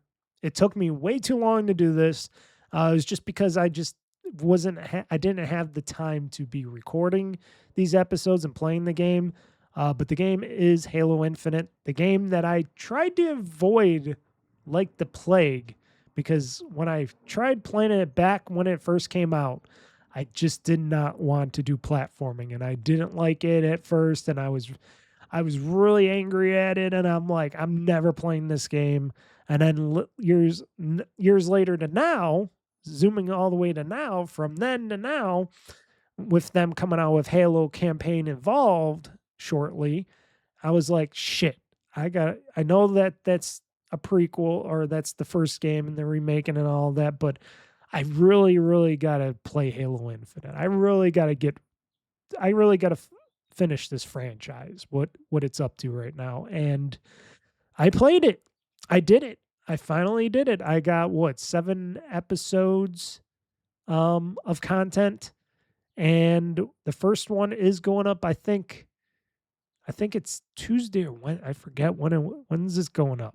Tuesday or Wednesday. I got to look this up, folks. Sorry, I have to go into my thing to figure out when my show is going up here. It is going up Wednesday. Yes, Wednesday, 6/24. Yes, because before that, we have TerraTech Legion as a Let's Play on the 23rd. That is Tuesday.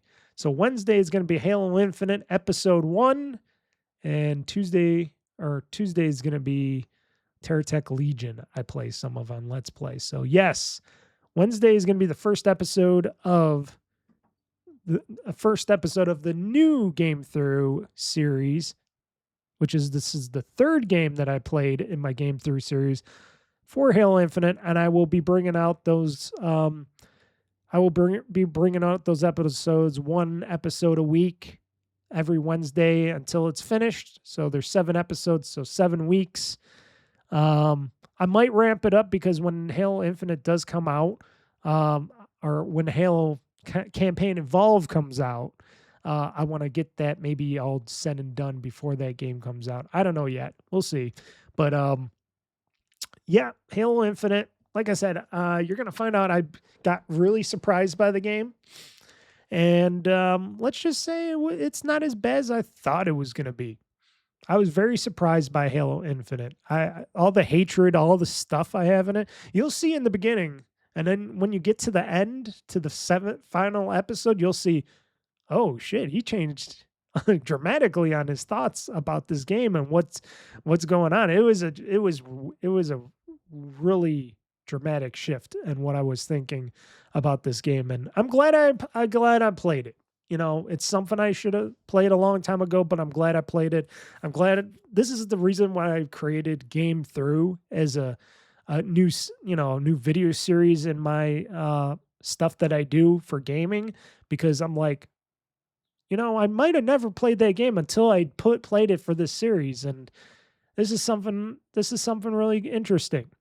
Now I got to think of another game or the next game, not another, but the next game I'm going to play for the Game Through series. But I got 7 weeks, so I got 7 weeks to think about it, and longer, because who knows when I have a chance. Because I'm still pretty somewhat busy, but I haven't been playing that many games. But also, like I said, it's beautiful outside, and I do go outside to play some games as well. I'll sit on my deck porch to play some games as well, but mostly I'm doing stuff. I'm always doing stuff. So yeah, but Halo Infinite, the next game of the Game Through series, starts this Wednesday. So for episode 1, so get ready and let me know how you think.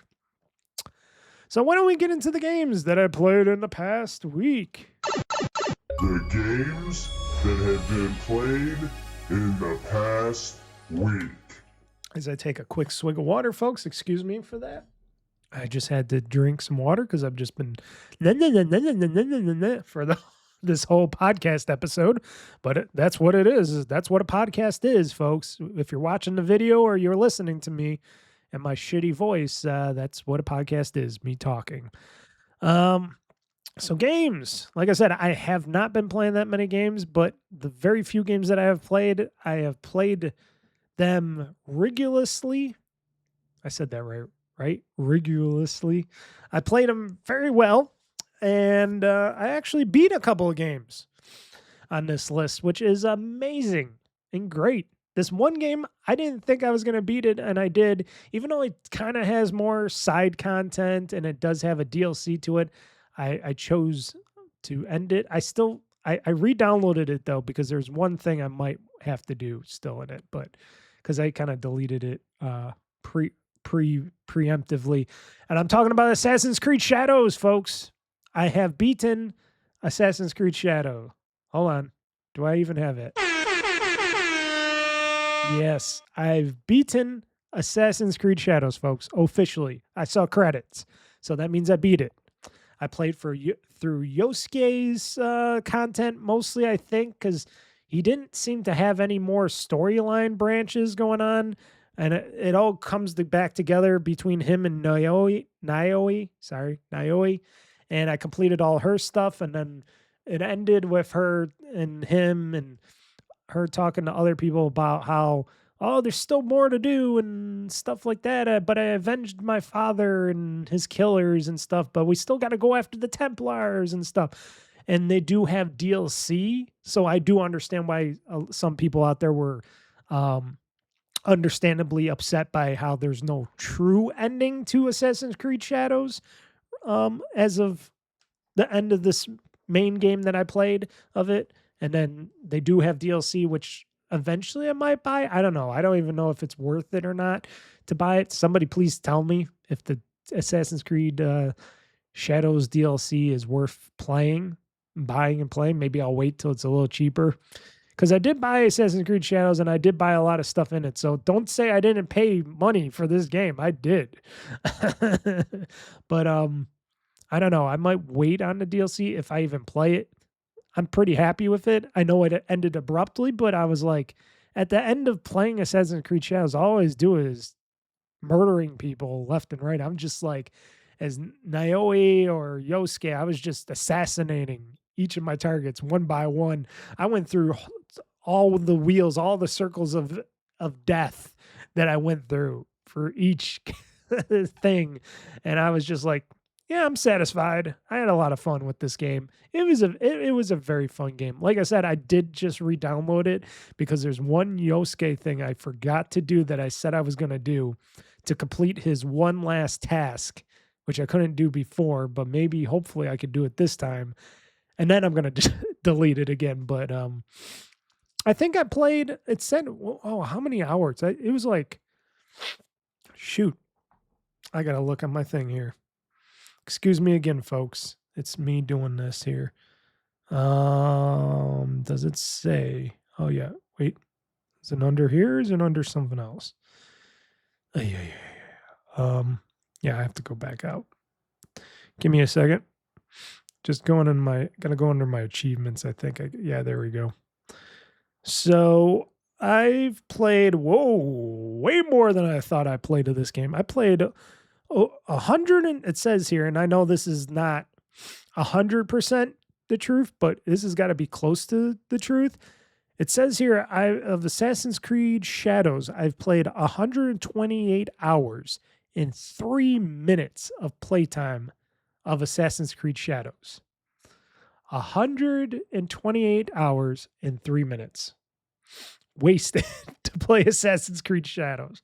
I only got 545 achievements, 31 out of the 75. That's because I'm not doing all the side stuff and all the other crazy stuff, because I just wanted to play through the game and the story and do some honky donkey stuff. And if I do end up doing some side stuff, I do, but mostly it was just playing the main game and having fun in that world and stuff. And I got my money's worth out of it. Way more than what you would think. I got my money's worth of it. And you know what? Frankly, I'm happy of what I've played of Assassin's Creed Shadows. It was a good story. Like I said, I think Naoi and Yosuke are great characters of this game. I think they were really good visualized characters, and I was playing more as Naoi, and then eventually I went and played as Yosuke, and I'm like, wow, he's a beast. And I'm glad I waited to play him later, because I'm like, oh, I'll just play him later, and he's the beast, and he's just busting through everything so easily. And I'm like, at least I played as Naoi most of the time, because it was just, it was a good experience. I really enjoyed the world. The world, that feudal Japan, was very beautiful, very vibrant. I think they did a really great job at making this game. I just liked the characters. I loved the story of it. I followed it pretty well. And yeah, I got my money's worth out of it. It was a great game. I know it came out a while ago, but hey, I can finally say I beat another Assassin's Creed game. Assassin's Creed Shadows was on that list. And after I beat it, I'm like thinking, you know what? I think I should play Assassin's Creed Black Flag Resynced. I think I should get back into that, because people loved the original. I didn't like the original, but with the new one coming out and them making it more like Assassin's Creed Shadows like and everything else, they're adding all that stuff, and they're taking away all the crappy stuff that made Black Flag more crappy, let's just say. And what I was seeing from it, I'm like, yeah, I'm going to go sail the 7 seas. I'm going to do some boat stuff here. Because I do like it when they do the open seas. When I played Assassin's Creed Odyssey and you were able to do the ship-to-ship stuff and all that, I love that. And if that's going to be in Assassin's Creed Black Flag Resynced, I'm going to just fall in love with that. So I am going to be buying that day one. I am going to be playing that. That's going to be a first gameplay live event. And I'm going to play that on Friday live. I know it comes out Thursday, but I'm going to play that live on Friday when it comes out at 8 p.m. Eastern time. That's going to be my first gameplay live game for that day, and I'm going to be playing a lot of Assassin's Creed Shadows. I'm buying it. Of course, I'm playing it off of the Xbox Series X console, because I'm not going to get any PC version from the Ubisoft store, because I don't want to download the Ubisoft store. I'm sorry, Ubisoft. That's one of the major gripes from me for you guys. You should put your PC game in the Xbox PC store properly and Steam and stuff, and not have me download your Ubi Connect bullshit. I don't want nothing to do with that stuff. I want the game native, and I want to be able to get achievements for it, because that was another big thing. I would have still probably have bought it from your crappy Ubi Connect or Ubisoft store, but because it wasn't going to have any achievements with it, even though it's in the Xbox store, and it shouldn't be in the Xbox PC store, if it's not going to give me any achievements, then I don't want nothing to do with that. But anyway, yeah, I'm going to be buying that. I'm going to be playing that. And if I want to play it on my PC and my handheld and stuff, I'll just do my remote play, because the remote play is excellent. I got to tell you, folks, that gets me to play console games all the time on my Xbox ROG LAX or my PC or something. If I'm not wanting to sit there, I very probably zero play my Xbox on my TV. Like I said, I like to play on my ROG LAX a lot. I like to play on my PC a lot. And if it's a game that's only on Xbox that I can get achievements from and stuff like that, and they don't have it in the Xbox PC store with achievements and stuff like that, and I can't play it on PC, then I go to the Xbox version. I just remote play it, and it works fine for me. So just letting you guys know. And like I said, Assassin's Creed Shadows, beautiful game. Plus, I like my Japanese games. So that was great. I thank Ubisoft for making that game. For the people over there that make Assassin's Creed games, thank you for making Assassin's Creed Shadows. I hope you guys go back to another Assassin's Creed Shadows sometime in the future, because that would be great. Maybe Assassin's Creed Shadows 2. I don't know. Just saying. Can we go back eventually? Maybe after Black Flag. I know they're still making tons of Assassin's Creed games. Even though that Ubisoft is in turmoil right now, they're still willing to make a lot of Assassin's Creed games. They're still willing to double, triple, quadruple down on Assassin's Creed games, even though they don't all sell well, but they're still making them. And I'll play them if they're like Assassin's Creed Shadows, and hopefully Black Flag Resynced is going to be a great game for me, because we'll find out on Friday when it comes out on that Friday. I don't know which Friday. I don't know. I think it's in a couple weeks. I forgot. It's in July something soonish. I don't know. We'll figure it. I'll figure it out. I'll tell you guys next time. I'm not going to go look it up. But that was fun. So that game is now complete and done, even though I got one more thing I want to go back into doing. But otherwise, I'm done with Assassin's Creed Shadows. And I didn't even put this on the list yet. I've been playing my next sort of game, for at least now that I've been playing on the console remotely onto my Xbox ROG LAX. I've been playing BulletStorm. Originally, I played BulletStorm a long time ago, a little bit of it. Didn't really care for it. Now I'm back into it, playing it again. I played a little decent chunk of it last night when I was outside. And I got to say, even though it is very, let's just say 360-ish looking, oldish looking, it's quite fun. They swear a lot. They do a lot of heinous, stupid things. But I got to say, BulletStorm is not too bad of a game. And I hear it's not that long of a game either. So, but if it really, because, you know, it's made by what, People Can't Fly or something. The people that made that Gears of War spinoff Judgment game that a lot of people didn't like for some reason. I liked it, except for the point system. And they had the point system in this stupid game, which I don't like, but I don't care about because it doesn't mean anything to me. But it feels very heavily Gears of War-ish in this BulletStorm game. Like they stripped the Gears of War characters out and they fluffed them up a bit and they put them into this world. It feels very much like a Gears of War game without the Gears of War in it. But BulletStorm, yes, I am playing some BulletStorm on my Series X, at least until Assassin's Creed Black Flag comes out or something else, and then I just either beat it or I don't. But I started playing that, and I have to put that in my list here because I forgot Bullet. I think Storm is capitalized. Storm. And we're going to go Series X/remote play. Because I have to put this in my show notes. I have to make sure my show notes are complete and not forget anything. So, yes, played BulletStorm. Like I said, it's okay for what it is. I think I only paid what, $4.99 for it or something. I only paid like $5 for it, or maybe even less. I don't know. They had it on sale again, and I don't know what I did with my physical copy of the game. I might have sold it off or something because I did have the physical copy. Maybe I still do. It's just somewhere on my shelf or something. I just didn't look hard enough. But they had it They had it digitally on sale for like $5. So I said, here's $5, Microsoft. Here you go, Xbox. Here's $5 more for you. And I bought BulletStorm because why not? Because that's the kind of guy I am. If there's a game on there that's cheap, I'll buy it. So I got it. Been playing a lot more TerraTech Legion on my PC, Xbox Rogue Ally X. Like I said, I got a new Let's Play coming up tomorrow. As you're watching this and listening to this podcast today on Monday, tomorrow is going to be the new Let's Play, which is usually on Wednesdays, but because I got the Halo Infinite / game through session going on Wednesdays, I'm putting this on Tuesday for this Let's Play for you guys. And TerraTech Legion is a fun game. I got to say, it is a very, very fun game.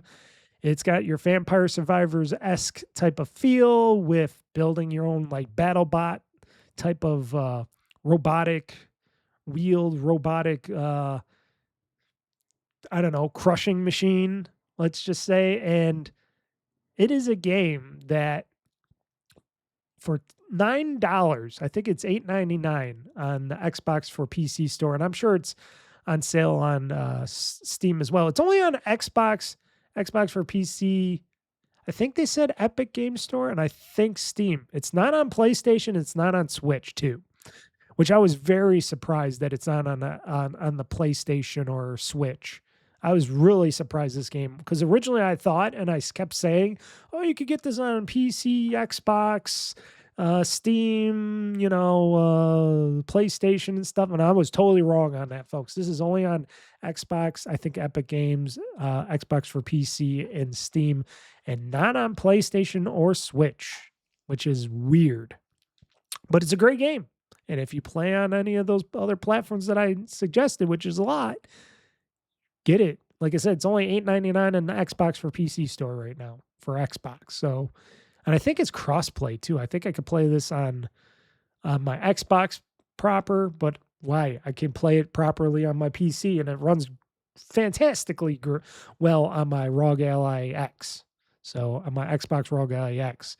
Same with my PC. It runs great. It looks great. Feels great. Oh, I love playing it. It's very fun blowing up and shooting lots of enemy robots and stuff, and upgrading your vehicle to make it the death machine it is. It's so much fun. Even if I do lose a lot, it's just so much fun. It's fun game. It's going to be a lot of fun game for me for a very long time. I already talked about Halo Infinite. I'm not going to say anything really more until after it's all said and done with this series. Then I'll give you some more thoughts and impressions on that. But let's just say it changed my mind on what I thought about Halo Infinite for a little bit. That's the teaser right there. And then we got PowerWash Simulator 2, of course. Always fun. Just got done with the roller disco place for PowerWash Simulator 2. And I just got done with a tractor, because I think I just did a tractor. And now I'm doing... What am I doing now? I forgot what I went to do for the next PowerWash. But I just got done with the tractor. I'm power washing something else. I forgot what it was. I'll be playing some of that today, probably. Who knows?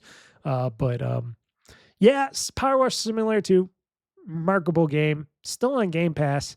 That's why I haven't bought it yet, because I think I'll probably be beating it before it ever leaves Game Pass. But if Power Wash Simulator 2 ever does leave Game Pass, I will definitely buy it. But if it doesn't, I will just keep playing in Game Pass. And there was supposed to be some Star Wars stuff for Power Simulator 2, I thought, coming. I did not see that in my area where you could buy DLC from it.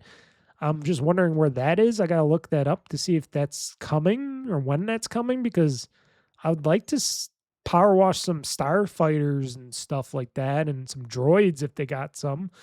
I don't know why that's not out yet. It's I got to see what's happening with that, because I thought Power Wash Simulator 2 was going to get some Star Wars DLC content. And if there's something I'm going to pay for Power Wash Simulator 2, I'll buy some DLC as well, because I do love the Power Wash. Power washing is fun. So I've been playing that on my Xbox ROG Ally X, and it plays remarkably well also on that. And then finally, we can finish off this game. Originally, I was not even playing this game for a while. and that's bad on me, but because I just didn't have the time, and you got to sit down, you got to have the time to play it. Final Fantasy VII Rebirth, I've been neglecting to play it because I'm not streaming it. I decided I wasn't going to stream too much of Final Fantasy VII Rebirth this time around because I did Final Fantasy Remake all that time. But with Rebirth, I've decided I'm going to mostly play it on my own, which I think that is also a pretty bad decision on my part because it's harder for me to get into playing it. But I did play some last night. Played a little bit, and I do plan on playing some today as well. And I got to tell you, Final Fantasy VII Rebirth, even in the open world, is pretty fun. Even though playing it on my Xbox ROG Ally X, I've been noticing, and I've been trying to change the graphics settings continuously on different settings. It's not that it runs bad or poorly or anything, but I've been seeing a lot of foliage pop, if you understand. So if you're looking into the trees and in distance and stuff, and you're seeing all there's little particle freckles going on within the trees, because I think because of, whatever they're doing with the foliage, if they're using speed tree and stuff like that, I don't know if what's going on with that, but you're seeing, and it kind of annoys me a little bit with all the particle effects going on with the trees, and there's a lot of trees and foliage in that game, and it's like I've been trying to change different graphic settings, and I can't figure out why I'm getting all this foliage. Like I upped the settings, down the settings, turned on and off the, their ray tracing or their fidelity graphics, super resolution stuff. But I cannot figure out with the fandom why I'm getting all this particle effect stuff going on in Final Fantasy Rebirth. And if any of you got any ideas or you know why this is happening, I got an idea on why it's happening because it's just so much for everything to be processed and put on the screen. But still, if you know why this is happening, and I should check it out on a PC and see if it does it on the PC on my PC as well. But if you got any ideas on how to fix that, let me know. Email me at oldfreakygamer@gmail.com. Let me know in the comments section underneath this podcast video if you're watching this on video form, or let me know on Twitter X/Blue Sky. Let me know. I would like to know why Final Fantasy VII Rebirth is all wonky on my Xbox ROG Ally X with the particle effects in the trees. And like I said, I try to ignore it, but sometimes it just catches my eye too much. But, still playing through it. It's still a fun open world game. I'm having fun with it and doing all the stuff and riding the chocobos and stuff like that. That's pretty fun as well. I'm trying not to do too much of the regular open world. I'm trying to stick with the main focus of the story in the game, but I've been doing my stupid thing of, I'm going to open up this world, so I'm going to go everywhere in this world. Okay.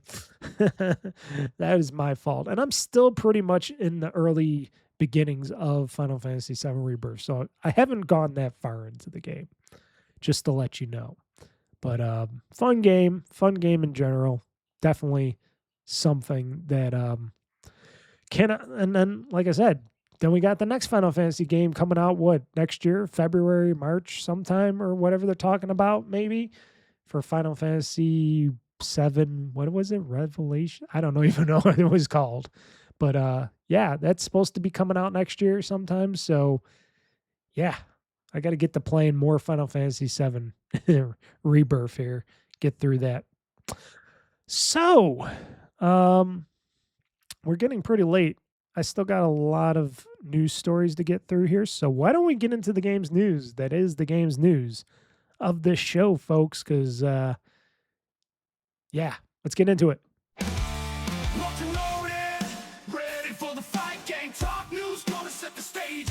Mr. Mike's got the scoop, he ain't holding back. Dropping bombs on the gaming industry track. Hear the thunder, feel the roar. Game Talk News gonna settle the score. From E3 to PAX, they got it all. The highs and lows, ready to brawl.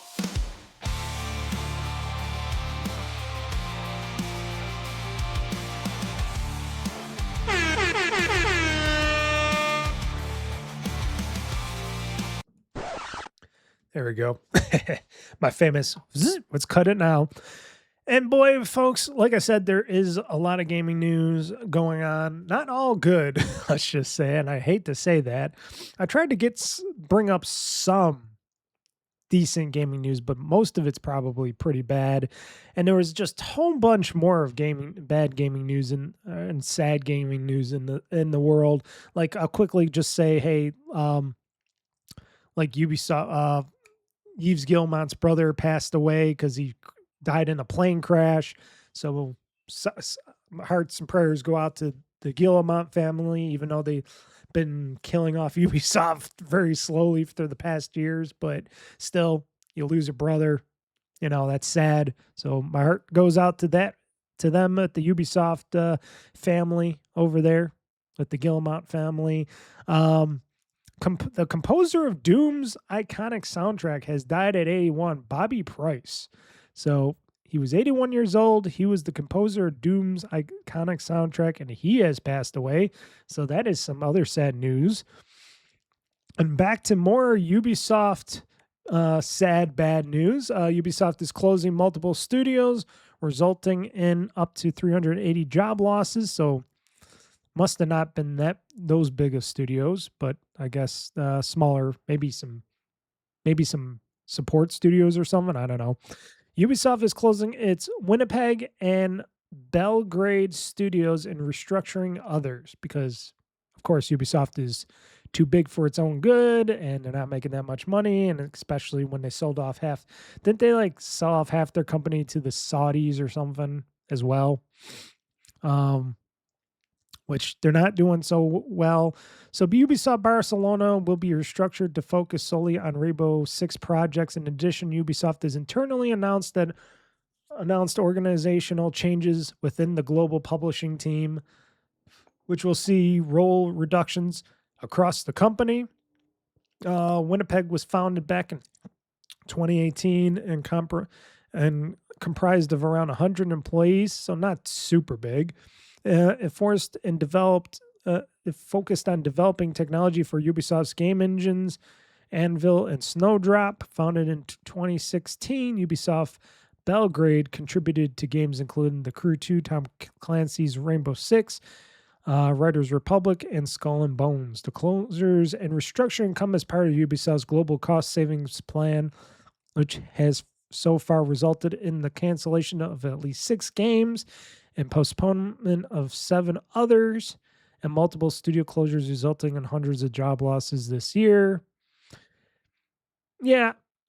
The company states it's aiming to reduce its fixed costs by an additional $200 million over the next 2 years, or 200 million European dollars, I should say. And yeah, well, they got to do what they got to do. They got too big for their own good. Notice they didn't do any presentations during the Summer Game Fest or the Xbox thing or around there. You know, they didn't do any of that because that would have cost a lot of money to do, and it's better if they don't and they just focus on making some decent games. They got Black Flag coming up and stuff, and a bunch of others. They got that Rayman whatever remaster coming as well. So yeah, focus on that, Ubisoft. Focus on that. Maybe bring back the Rabbids. Maybe Ubisoft needs the Wabbids back. We need to bring back the Wabbids and bring back Rabbids versus Mario again or something. I don't know. I did like the Wabbids games. I know a lot of people didn't like the Rabbids because they were like, oh, they're just those minions rip-off characters. I'm like, shit, fuck you guys. I love the Rabbids. I think the Rabbids are crazy and fun. They're so French. Same with the Minions. Maybe they should team up with Universal and have Minions versus Rabbids. Yeah, that would be awesome. A Rabbids versus Minions game? Oh, why not? Somebody set something like that up. Then you'd be hearing a lot of whoa things going on. That'd be crazy. Kids would love that. I would love that. I don't know. Just saying. There's a business idea. So Life is Strange creator Don't Nod has been warned that it will run out of funds this year. Expected to run out of cash during November of 2026. So if you don't know Don't Nod, and Life is Strange, and you never played the Life is Strange series, it's a fantastic series. I gotta get back into playing more Life is Strange. The recent Life is Strange reunion. Is that what it's called? I forgot the name of it. I'm so bad. I gotta go back and play more. I gotta continue playing that as well. That's a game I started and then I just paused because I got all the other games I'm playing. And I usually do get back to the Life is Strange games and I do play through them again. But I do like those games a lot. They do have some stuff to them and they are good story rich games, but they're just not big seller games. They're not making the money that they need. And I guess it's costing them a lot of money. And this French developer Don't Nod will run out of money. And it's owned by, I think it's still owned by is it still owned by Square Enix or they just publish? I don't know. But I think they're still owned by Square Enix, but yeah, that's according to financial reports by auditors for the firm published this month, which highlighted the dire straits of the studio that finds itself headquartered in Paris with a satellite studio in Montreal. Don't Nod is best known for creating the narrative adventure games series Life is Strange, though more recent entries have been made elsewhere. A spiritual successor, Lost Records, Bloom and Rage, emerged in February 2025, but underperformed. Yes, I tried to play Lost Records, Bloom and Rage. I did not like that game. None of those characters, none of those girls have. They just did not take to me. I just did not take to those girls. I just did. I tried, but I just did not care for Lost Records. I'm sorry, that just was not a game for me. I tried, but no, it just did not. The company has been searching for a hit in recent years amid the string of releases that have failed since its set Till's Ringing, including the Harmony of Fall of Reverie. Never heard of it. Jasant. I know people like that Jasant, but I guess not enough. Banishers, Ghosts of Eden, and this year's sci-fi action adventure Athlon. Never heard of Athlon, but heard of Jasant. I think I played a little bit of Jasant. I didn't care for it, but like I said, I was mostly liking the Life is Strange games from them. And I think they should have just made more story-based games. I don't know why they didn't. We can use more story-based content of games out there, but but like I said, the Lost Records of Bloom and Rage, I just really did not like that game. No way. Just did not take to me. It says your chairman also informed us that the following request: your main shareholder, Tencent, does not wish to subscribe to a capital increase in the short term, nor contribute to the financing of games currently in development through co-production agreements. So I guess this is from the financial advisor saying that now Chinese company Tencent does not want to put more money into anything. Finally, your chairman indicated that discussions have been underway with some major players in the video game industry for several months, but that these discussions have not resulted in any structured financing offers. Given the situation, we have determined that the aforementioned facts are likely to jeopardize the continued operation of your company. Solutions currently being explored, including funding from another major partner, launching the studio's unannounced next game earlier in the 2027 than planned, or assigned staff to work for hire contracting work on external projects. As yet, however, no solution has been found.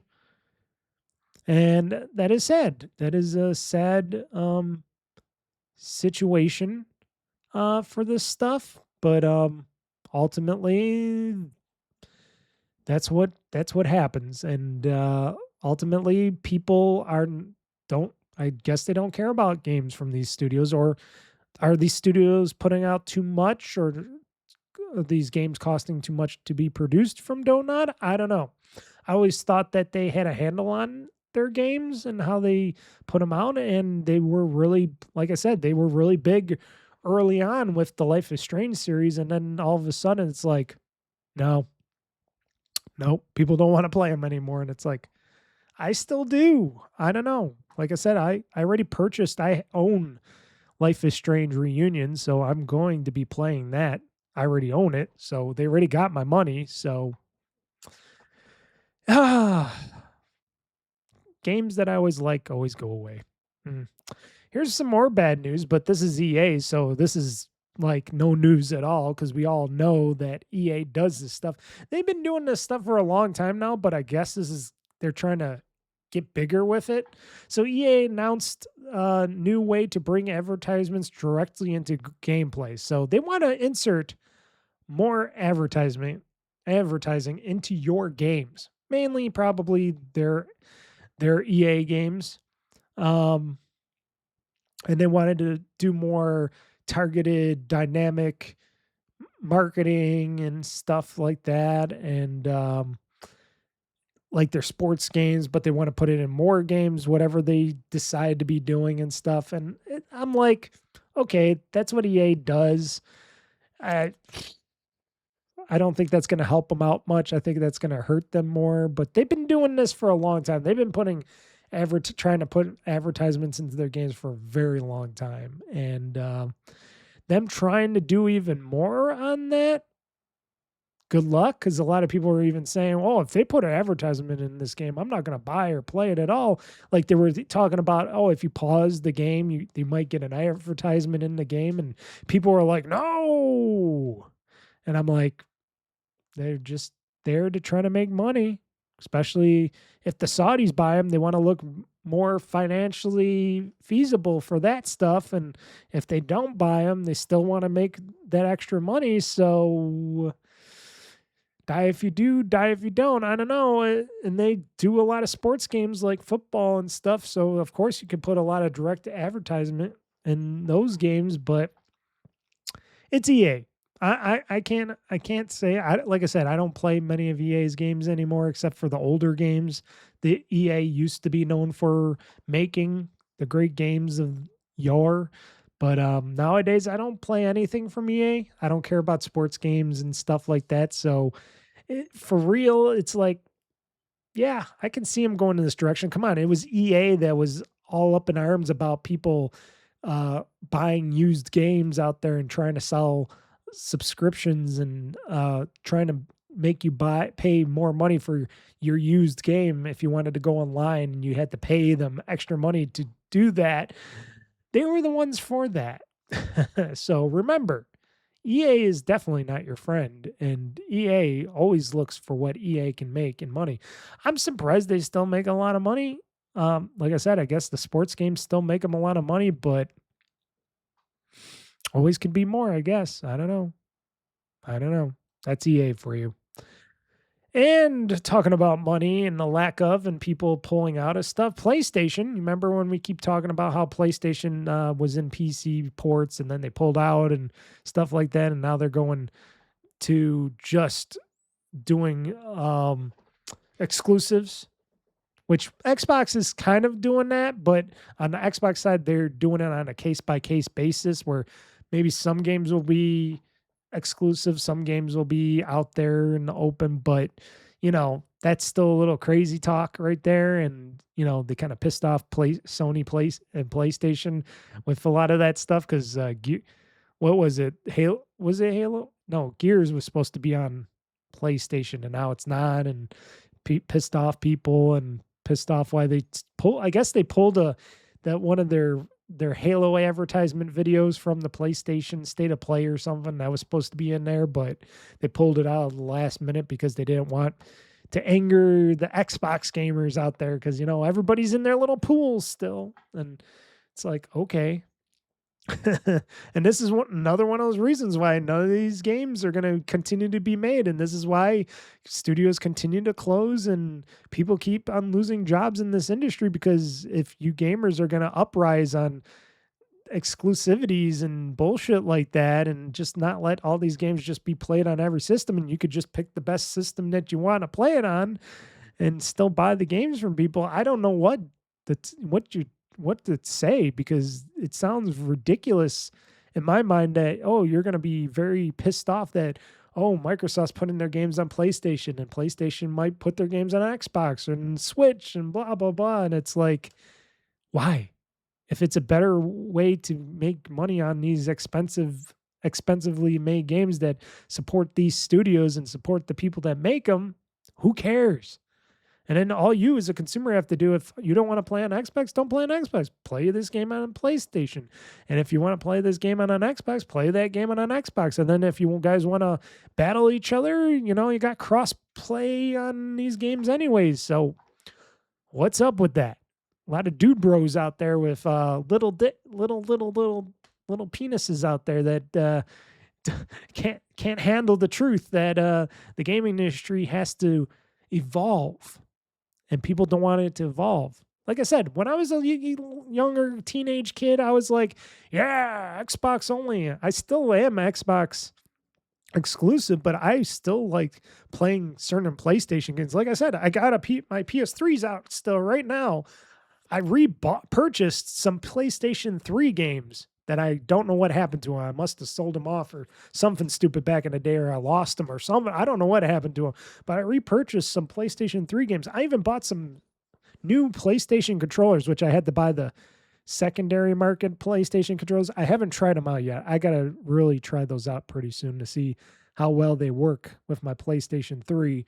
But I bought stuff because I know I'm going to be playing some more of these PlayStation 3 games again. And I was going to put it away because I played a bunch of PS3 games, but I think I'm going to keep it out because you never know. I might want to just play some more PS3 games, and I could do it on a show or something like that. And I'm like, who cares? So people got to stop crying about exclusivities.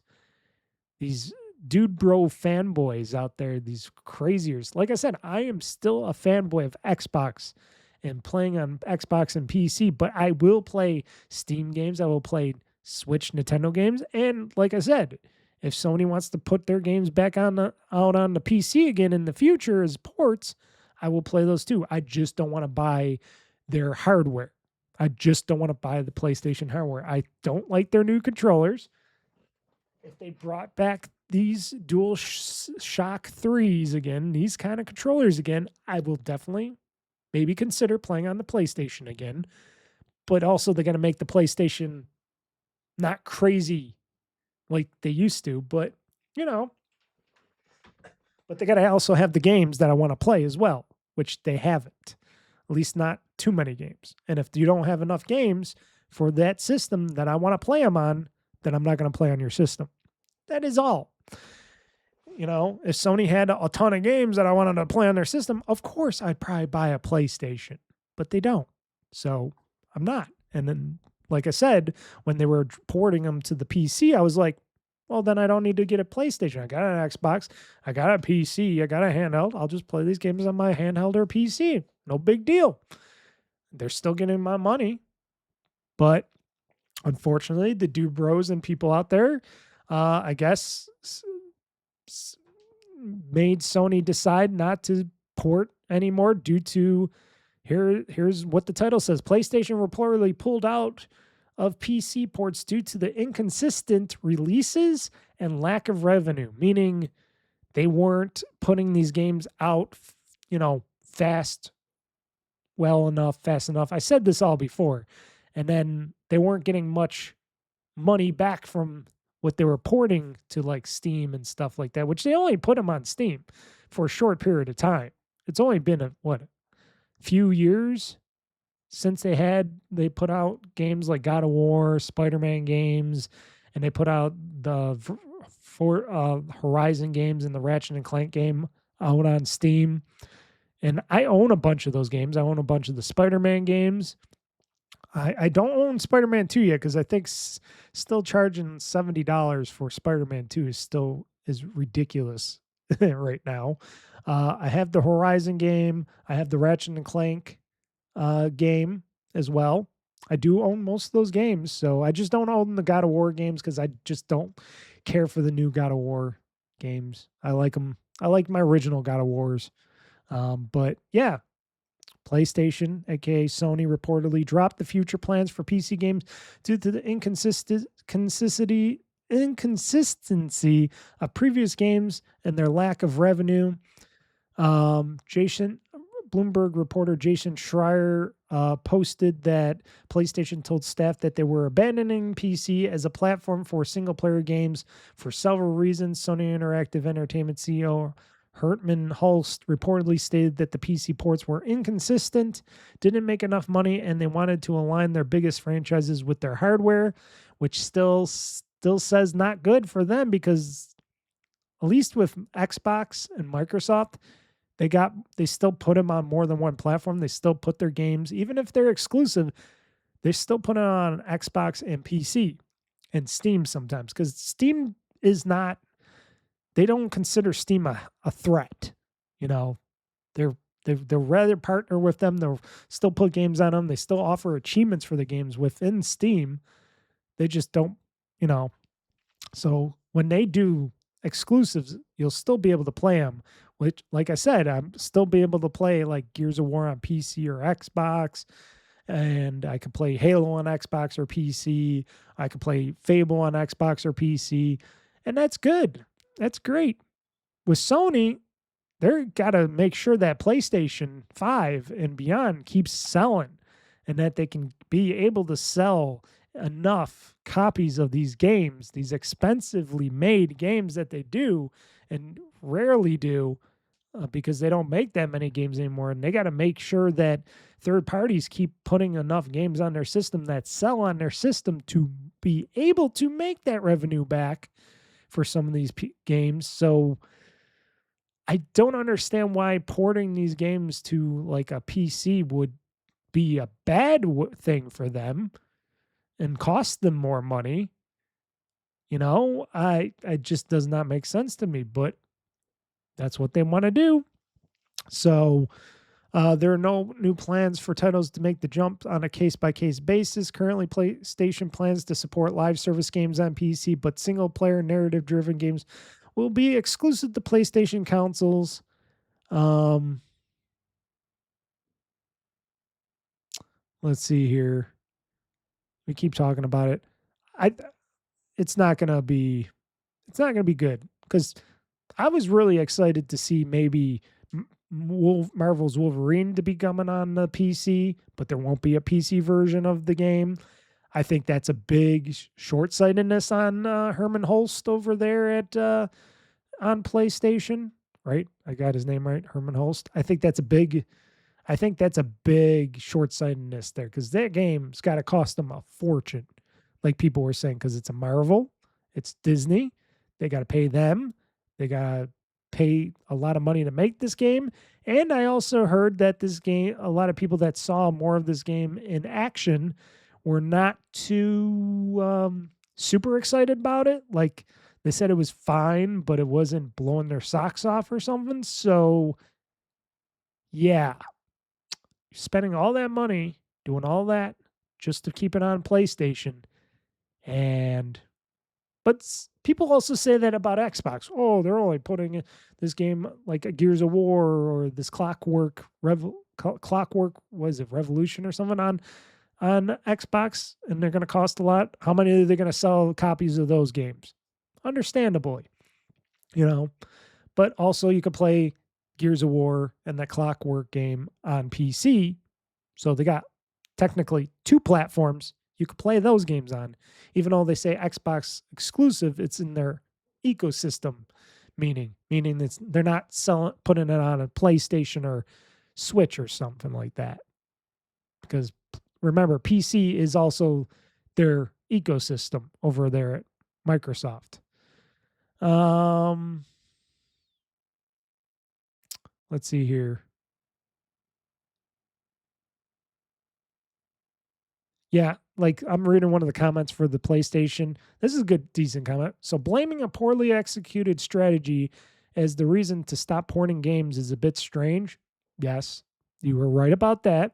Maybe fix the strategy instead, releasing a PC port years later at full price, which, yes, they do. And it's still, like I said, Spider-Man 2 is still full price on Steam right now. They have not lowered that price at all.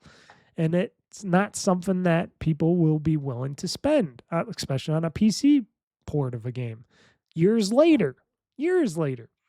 When a sequel is already okay, so releasing a PC port years later at full price when a sequel is already out and the hype has moved on is not really what PC players are looking for because Sony doesn't understand PC gaming, I guess, anymore.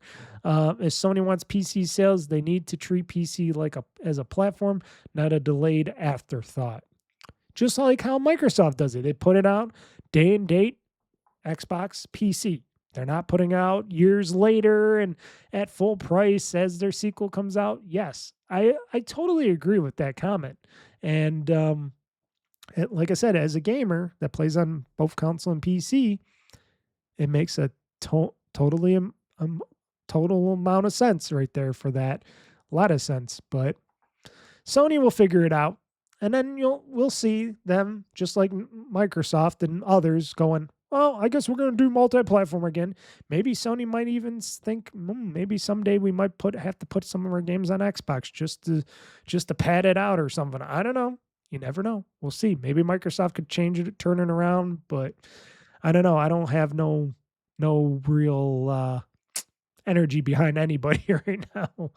That's why you gotta just enjoy what you have now, folks, and get buy as many games as you can. Because, like I said, the industry is going to shrink. AAA gaming is going to shrink, and there's going to be very few. But that's also good because then that gives us some patience and it gives us some time to enjoy the games we have and enjoy littler games from small indie devs out there and support them a little bit more. So it's not a bad thing. It's a bad thing for people that are working for these companies, but not a bad thing for individuals that want to make a game and try to make money off of that game, you know? And I was just talking about this next story. I was just talking about this before. The new buy now, pay later option appears on Xbox's website, but this is a little different than I was talking about.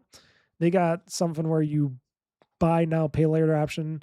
So Xbox has added a new buy now, pay later option on its website, potentially opening up the possibility of owning an Xbox for more people. The option is initially uncovered in the site's code and now appears to be rolling out on for Xbox fans. It's been a let's see here. The company seems to be determined to turn things around. Cuts at Xbox have been included in layoffs, and changes are being made how the company handles its games in gaming. I already talked about that. So Xbox gets buy now, pay later option. Gamers now have the option to finance their purchases with Xbox, giving them the ability to pay later or over time for an Xbox, according to this whatever site is. The site's backend now includes code that indicates that both PayPal and Klarna will be available, but at the time of writing, only PayPal option appears to be active on the site. I didn't know PayPal did pay later stuff. I didn't know there were a pay later option for that stuff. That doesn't seem right. Plus the fact that I can't even get a PayPal account was another bullshit thing because I tried to get a PayPal account and they were basically blocking me to get a PayPal account. I'm like, well, I guess I won't get a PayPal account, so I don't know what the fuck's going on over at PayPal. Buyers are given an opportunity to pay for the purchases across the interest-free bi-weekly payments, or they can finance their deal to pay off their new Xbox over 24 months. Instead, the option is only available when buying Xbox consoles, so those who are hoping to finance the cost of an Xbox controller or a game are out of luck with this option. However, for those who have found the price of the new refurbished Xbox to be too steep to commit to, this opportunity could be, this seems okay, but they got to refine that more. They got to start doing, this is more just having a digital credit card, but with zero financing and stuff like that, where you don't need to pay interest rates. They need to do it where they do it like a monthly subscription where you could pay like $60, $80, get yourself a brand new console or something like that, and then pay over time. And then when a new console comes out, then you can trade it in, get a new console, whatever, swap out. They need to do it something more like that. They need to think more outside the box. Because if you do it like that and you do the financing through like Xbox and Microsoft and some bigger companies, better companies than PayPal and and whatever that other company was that I had probably used, but I don't remember. But they could do a lot more um, on that, and they could do a lot better with that.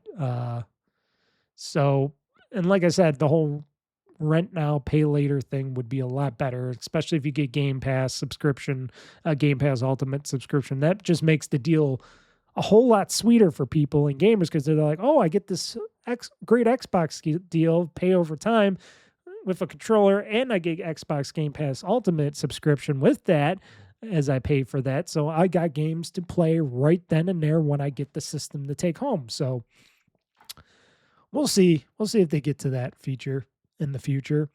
Also, it says here the new Xbox Store feature may show if games are at their lowest recent price. So I think I forgot. I know Amazon kind of does this. Not that I believe Amazon and their pricing structure and what they say, what is the lowest price. And I think Steam does this sometimes too.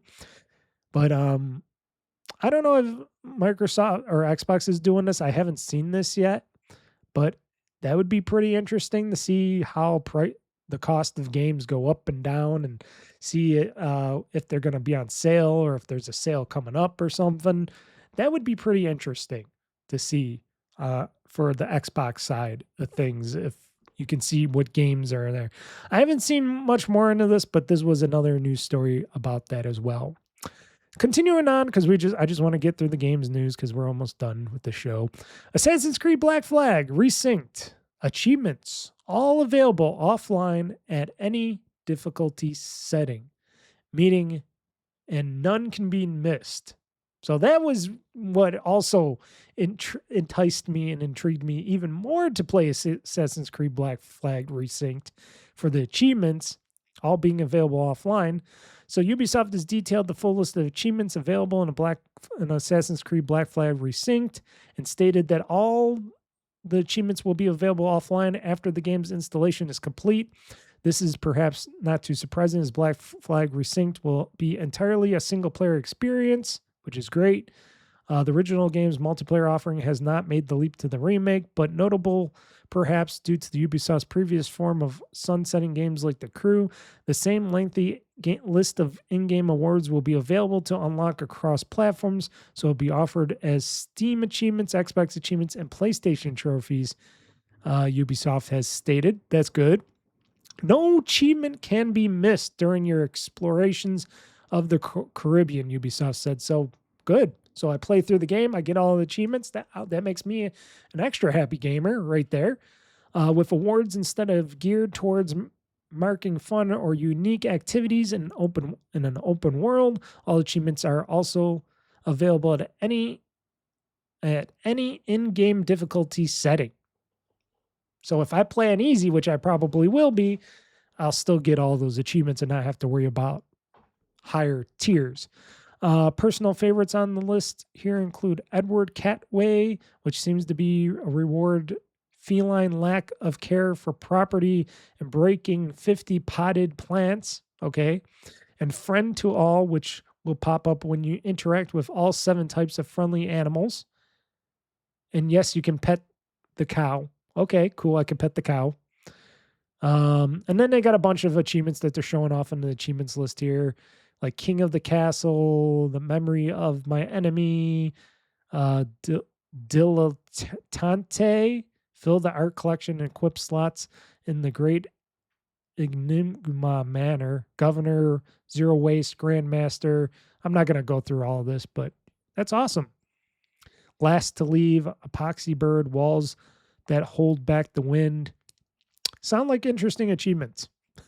I'm more interested in this game because of this as well, because I am an achievement whore still, and being able to get all my achievements without worrying about how the difficulty is set or if there's online achievements or special achievements, and it says, hey, you play through the game, you're going to end up getting all the achievements. I'm like, I like that. That makes me happy.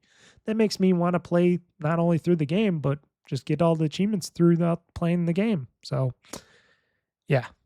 And of course, in bigger, super big news that if you didn't notice, if you were living under a rock, Grand Theft Auto parent company Rockstar has put out the album art for GTA 6. And on top of that, they put out this GTA 6 cover artwork has been revealed, and they stated that pre-orders will begin on June 25th, which as of this recording, that means this Thursday. So this Thursday, we're going to find out how much GTA 6 is going to cost, which probably $70, and if they have any collector's editions, and we will be able to pre-order our games that day, which for me, I'll wait and see what kind of collector's editions they have, because I am interested in what collector's editions they might have for Grand Theft Auto 6 and how fast those are going to go, because if they put that out, and then they go really quick, I'll be like, okay, whatever. But still, I hope they have a lot of them. And I'm sure for Take-Two, I think they're going to want to put out as many collector's editions as possible because they want to make as much money as possible. And if they have a really good collector's edition, I'll get it. If they don't have any collector's editions and it's just the game, fine by me. I'll just buy the game for $70. So, and then they're going through this whole article. Will it be 70? Will it be 80? Will it be even as much as 100? No, it's going to be 70. A lot of people have been saying this. A lot of game journalists have been agreeing, saying they got to only charge 70 because if they charge more than that, they're not going to get as many people buying the game as possible. But album art looks like a Grand Theft Auto cover. It looks really good. They do a really good job on the Grand Theft Auto covers, and I will be one of those many people playing Grand Theft Auto 6 when it comes out. So, yeah. Enough said there. Enough said there. Because you know me, I gotta play Grand Theft Auto. I don't think there, like I said, the only Grand Theft Autos I never played through were probably the top-down Grand Theft Autos, because I just don't care about the top-downness of them as much. I played a bunch of them, but you can't, once you go 3D, you can't go back to those 2D Grand Theft Autos. I don't know. Just me, the top-downs. And in final game news, let's just hit it up, because there are some people that got enough money to spend on useless stuff. And if I had a lot of money and I had enough money to spend on useless stuff like this, and I'm quoting myself here because I did buy a couple collector's editions with statues, but I like my statues. But if I was to buy a pristine 9.6 pristine copy of Super Mario Brothers for the Nintendo in box, brand new in box as a 9.6, for $3 million,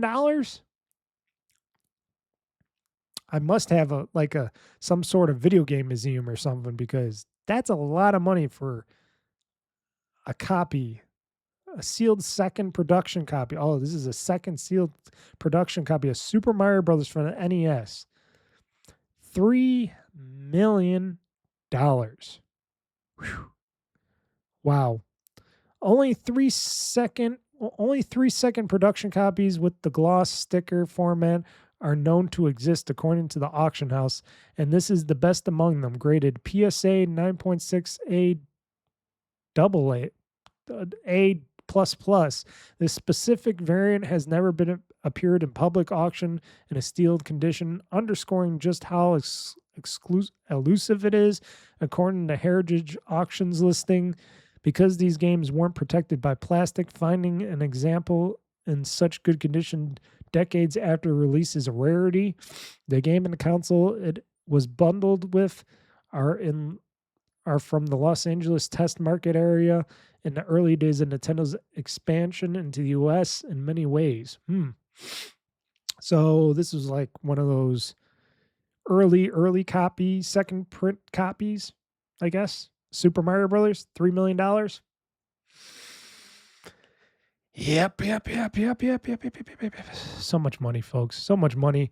Anyways, that's the game's news. We are done. This podcast is done. I didn't want to go too long, but I guess I did. I always do. It doesn't matter what podcast I do. It always goes very long. Too much of me talking, too much of me yammering, but that's what a podcast is. And I want to thank each and every one of you for listening to the GamezAttack podcast here at OldFreakyGamer.com. Please subscribe to my YouTube channel.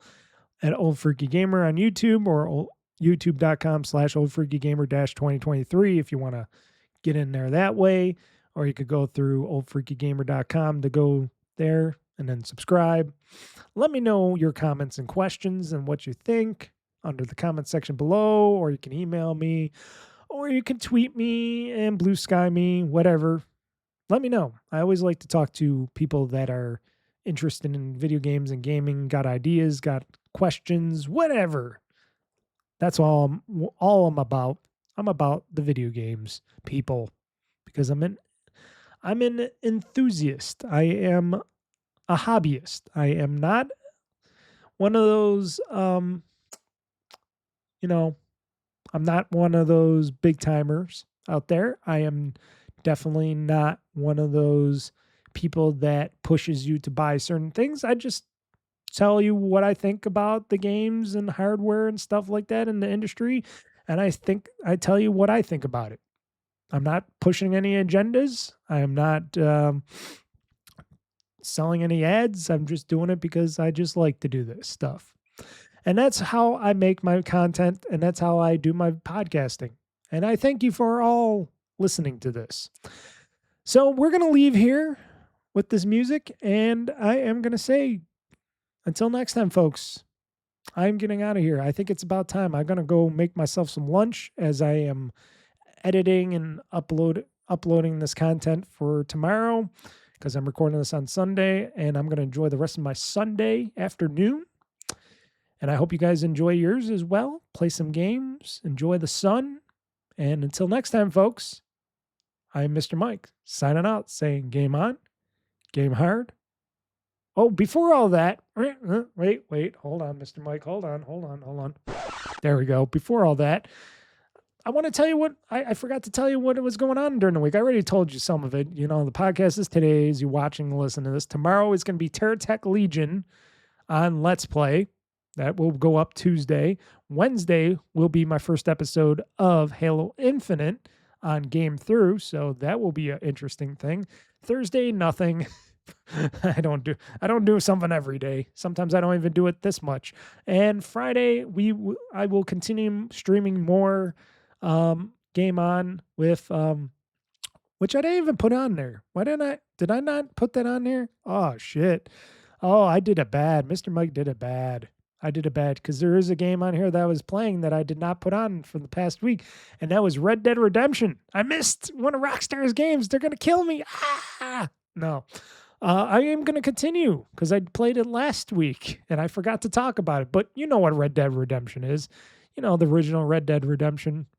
It's a great game. Playing it on PC. I am going to continue playing that this Friday night at 8 p.m. Eastern Time on Game On Live. So join me at 8 p.m. Eastern. A lot of people joined me last time, and they were saying howdy and yo and stuff like that. And I was thankful for them to join me and say howdy and yo and watch some of my streaming of Red Dead Redemption as I play through a lot of that on the PC. And I'm going to continue to play that until Halo Combat Campaign Evolved comes out and Gears and all the other stuff. And I'll stop and I'll go back to it and stuff like that. Especially when Assassin's Creed Black Flag comes out, I will pause it a bit and play some of that and stream that as well. But yep, this Friday I will be streaming and playing more Red Dead Redemption on PC. That was great. It was fun. And I forgot to put it in my show notes. So that will be this Friday at Game On Live at 8 p.m. Eastern Time on YouTube Live and Twitch.tv. And if you want to join in and chat with me, I do that via YouTube Live chat. So there you go. So now I can exit this podcast saying, everybody, thank you for joining me. And like I said, subscribe to my YouTube channel. Go to my website at OldFreakyGamer.com. And I am Mr. Mike signing out saying game on, game hard, world conquest. I am pushing this gaming button, and this show is now game over. So everybody, until next time, game on.